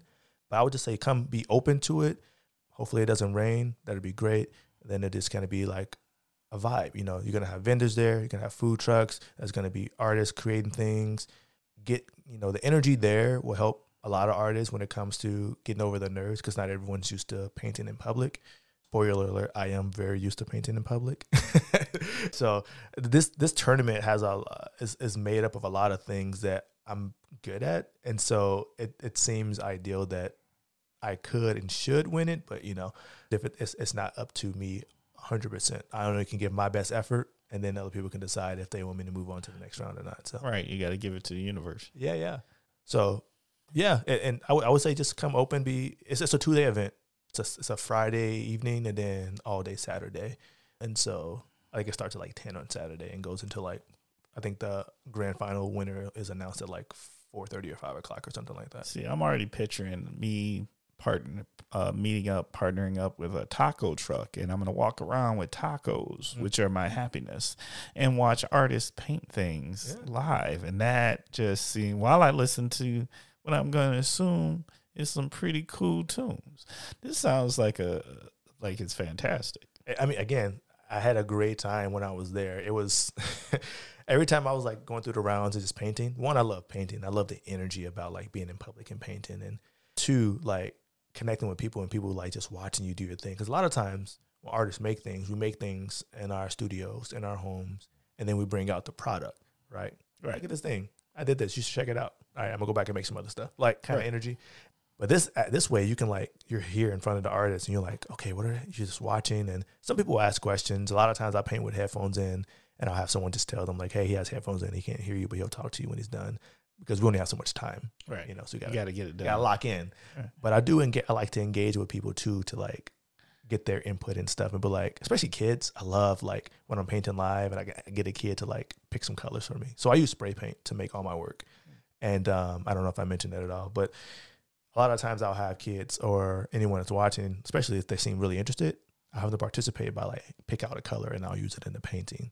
And so I have a slew of spray can colors, and I'll like point to a couple kids and I'll just like come over and like pick a color, and then I'll use that color and something in the painting. And then they'll be like, whoa, I didn't know he was going to do it. You know, you kind of see them seeing that there are things that are possible that they hadn't even imagined, you know, because kids are way more open to anything's possible. Like, yeah, I just saw this dude doing it, so why can't I do it? You know, that's true. You know, and so being able to be in the public, being comfortable doing that, and then also looking like me, the person that I am, a black male in Central Wisconsin. How often are you going to come across an artist that's a professional artist that's a black male, also that's a martial artist, also that's open to working and talking with people in the public, also as a stay-at-home dad. Like, there's a lot of different layers there. Absolutely. Lots of diversity. It's a diverse layer of a person in one person. Yes. You know, and then I imagine what my trajectory would have been had I met me growing up, or someone like me. You know, had I met someone with my energy, my care to both what I do and also to my community, what would that have done to my trajectory in my life, and how much that would have impacted me and my peers, you know, not just me, but like my friends, my cousins, my brother, you know. So trying to, again, it goes back to what I mentioned before earlier in the podcast about being that thing that I kind of wanted growing up. It also requires me to be public facing. It requires me to be open to talking to kids or hearing people's random comments, or, you know, having a conversation with people about something they may have said and be like, oh, you know, I'm just curious. I'm a very logical person. So like, curious, let's talk about this. How'd you get to that? You know, oh, you were thinking this thing. Okay, because you said this thing. And so that's a different thing, you know? You know, and I was listening. Yes. And so, yeah, I forget how we even got to this area, but the event itself, I think, is going to be great. I'm going to have fun regardless. So, okay. My other question has to do with being a stay-at-home dad. And what would you, let's say there's a couple that's on the cusp trying to make that decision. Mm-hmm. And, you know, the gentleman is saying, hey, you know, I think it's better for me to stay at home. Do you have any insights, words of wisdom, thoughtful things to take into consideration for the discussion? What don't we know? Or what are things you've learned along the way? You got to be structured, but also able to roll with the punches. My kids, and I think this is the case for a good amount of kids, but specifically my kids, worked really well when we had put in place different structures, different expectations, or different schedules, right? We get up in the morning, we have breakfast, right?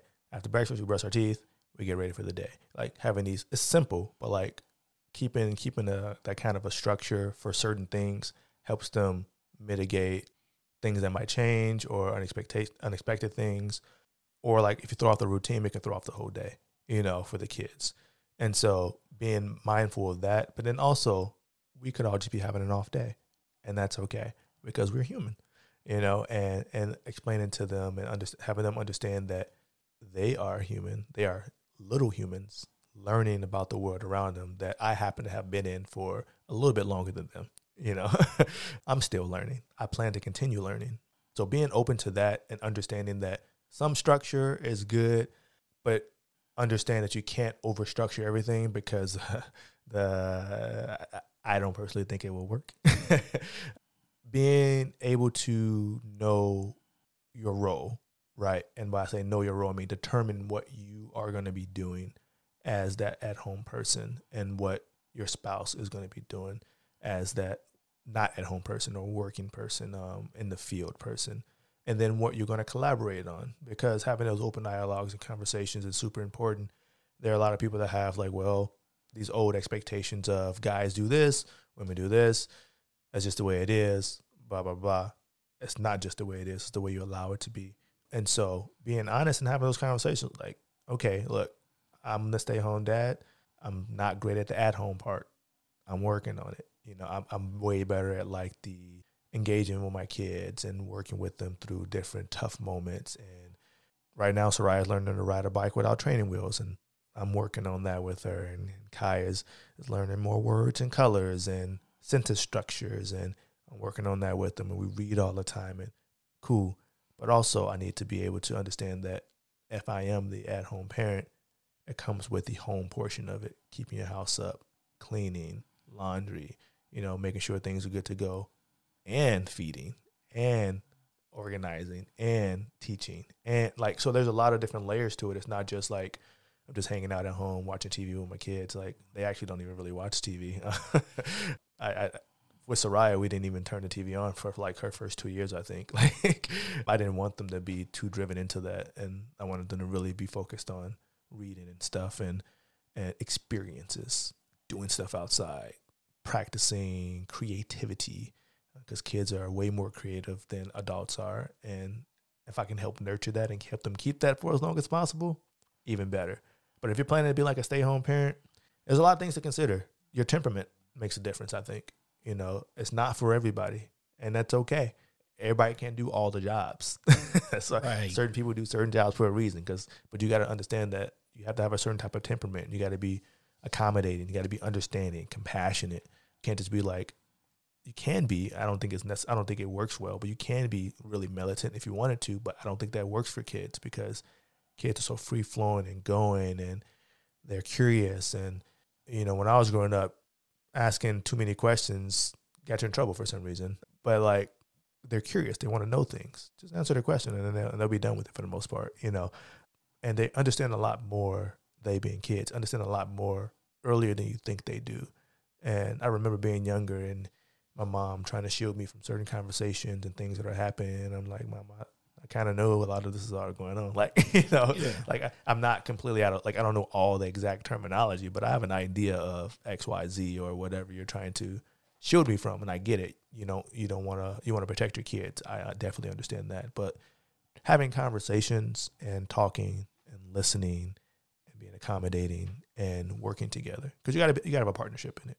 It's not like, oh, I do all this stuff at home, and you know, it's like I do certain things, my wife do certain things. We open communication as far as what we're making for dinner this week, and we know based on certain meals that are being made, usually one or the other is going to do it depending on what the meal is, you know. And I know that certain meals that are just, these are my meals, boom.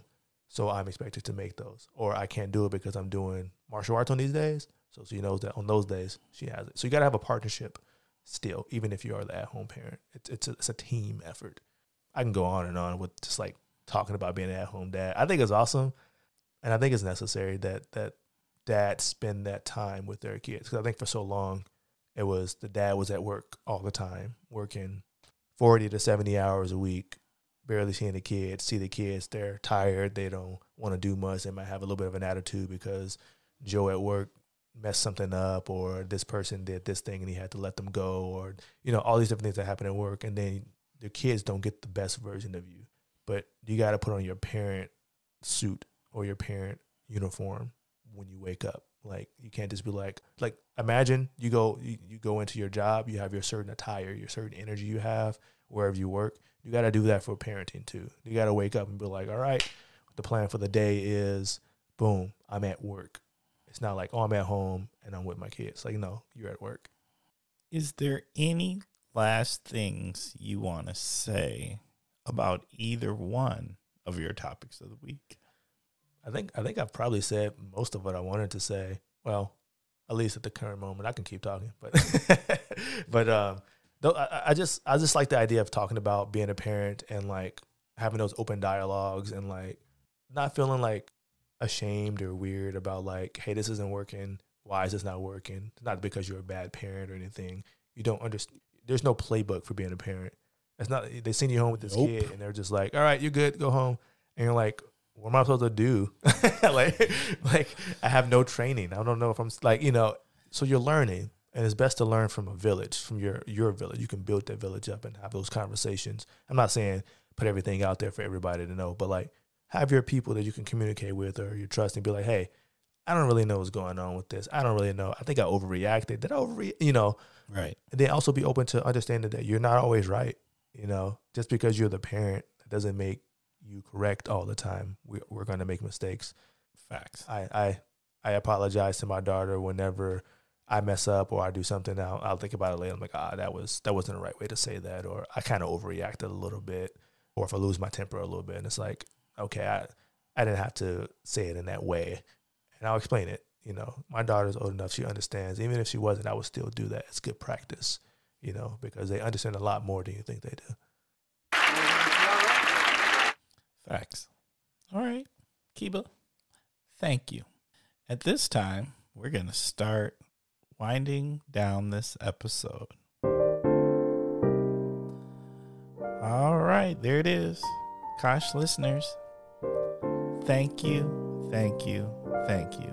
Thank you for spending time with us. Thank you for giving us your minds and ears.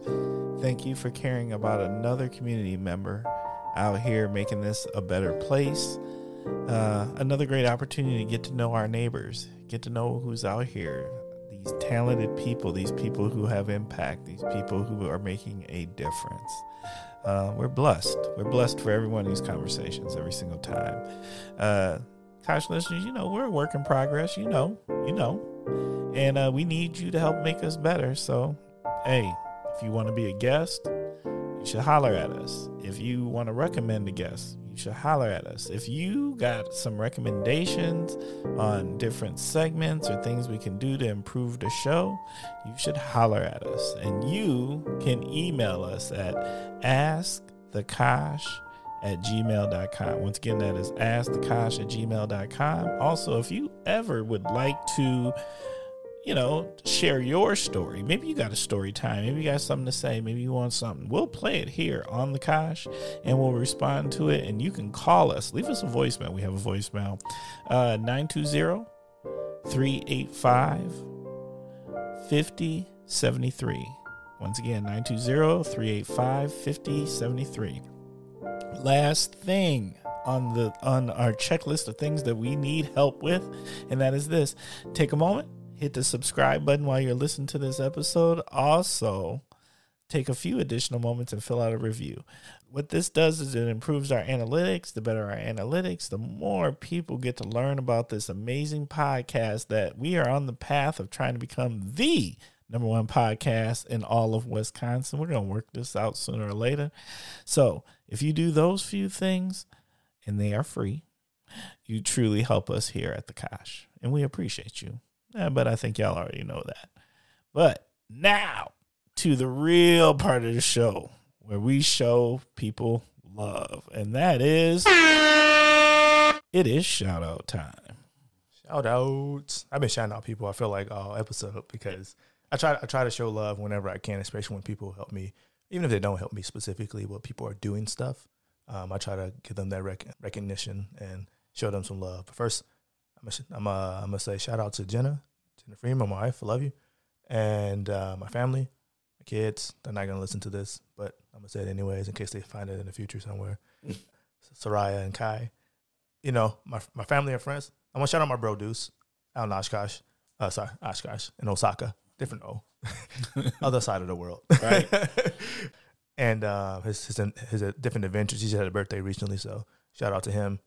I want to do a quick shout out to Black Oxygen Podcast. I'm not familiar. I don't know if you're familiar with them or not, but Angela Russell does this fantastic podcast over on Spotify called Black Oxygen. Also, she's in Madison, so Wisconsin. Y'all should connect to some. I feel like y'all will have some really good conversations. I know about her a little bit. I've heard of the Black Oxygen podcast.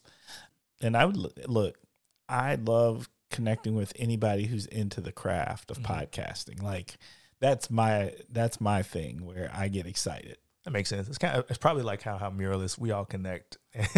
We get to know each other. We hang out. We talk, chop it up, learn about each other. So that makes sense that in the podcast space, something similar in Wisconsin would happen. And, let's shout out the Juneteenth committee, the Stevens Point Juneteenth committee. We put in some work to make sure the event is continuing to grow in the area. And so I'm happy to see the fruits of our labor for this Juneteenth event this year. I'm sure there's other people I probably should shout out. Shout out me. Shout out Kiba Freeman. You know what you haven't done?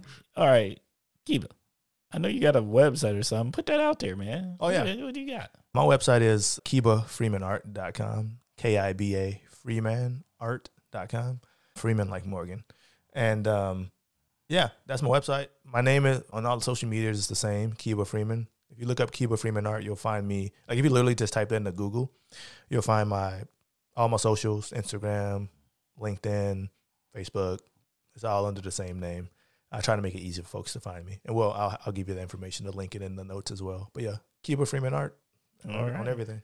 You know what I love? I love how you keep referring to Google as the Google. The Google. Yeah, but yeah, because I like it. I do that at work. I'm like, why don't you just look that up on the Google machine? You got to see my 30-somethings turn around, they neck down, their snap. Baby, like, what? Timber, stop acting old. I think I also say like the Facebook. Oh, the Facebook. Like it's a thing. So I don't know why. I like to add it. I love it. All right. Well, here's my shout outs for this episode. Want to send a special shout out to Appleton Pentecostal Assembly. They just got a new location in Appleton. I got an opportunity to say some words of greeting. Now, I'm not going to lie, y'all. I ain't been in a house of worship for a long time, so it was an experience for me, but it was a fantastic experience. The energy was fantastic. The people were just amazing and loving and caring and welcoming. I had a great time. Special shout out to my man, Pastor Ragland, for inviting me to say these few words and just for doing what you're doing in the community and giving people a place where they can belong. And yeah, that's what I'm going to say. I also want to send a shout out to my partner in crime, Andy Anam, who won the 40 Under 40 award. Big shout out. I got an opportunity to go to the awards ceremony and support, and it was awesome. Those things, when you get blessed enough to actually win these awards every once in a while, like it just feels good. And you know what's even better is when friends and family and those who support you get to show up and celebrate your success. Like, that's just awesome. So I was proud to be part of that celebration. Big shout out to Professor Smith and Cologne at Lawrence. We have worked on another podcast. So there's this podcast that's going to be called Lawrence University Engaged. That we're going to put out 6 episodes and kind of wrapping it up. Got to come up with some cover art and stuff, but it is cool where these students in their diversity of business class went out and interviewed diverse business owners in the city of Appleton. It was cool. Like, these interviews are powerful because these people went into the journey to become entrepreneurs. And some of these are really successful businesses in Appleton.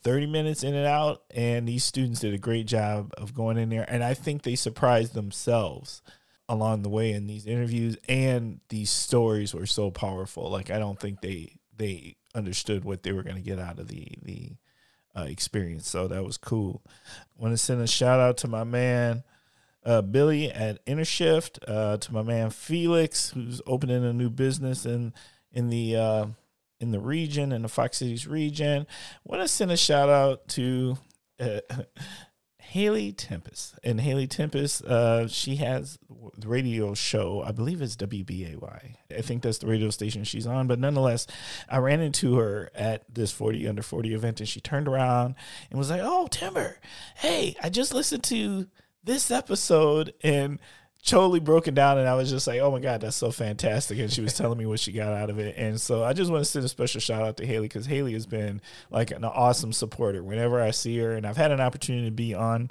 her radio program.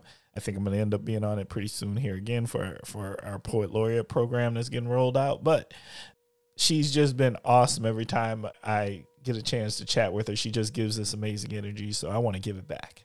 And then, always, how we finish our shout outs here at the Kosh is I need to always give a shout out to my amazing, amazing wife, who allows us to continue to record these episodes in her house. No. Thank you, baby. I love you. All right. There is only one thing left to do, and that is this. We need some parting words of wisdom, or Kiba, you can tell us, what would your self today tell your 13-year-old self? Or the last option is always, well, you could do both. So which one would you like to do? I love a good multiple choice. I'm a good C guy, so I'm gonna go with C. Words of wisdom, it's more of a challenge, I guess. I challenge you listeners to allow yourself to be more creative. Allow yourself to enjoy different creative outlets, whether that's cooking, cleaning, dancing, singing, making clothes, making visual art, clay, painting, podcasting. This conversation is an art form. Art is everything. Allow yourself to enjoy the arts, and I feel like you'll have a more fulfilling life. At least I feel that way. To my 13-year-old self, I would probably ask him if he is proud of me. I don't know if I would give any specific advice to him, because he figured a lot of things out. He was a smart dude. He was tenacious, and rarely took no for an answer. It was always a maybe or not yet. And so I would hope that I am making him proud in what I'm doing right now. That there gave me pause. Woo, the Kosh.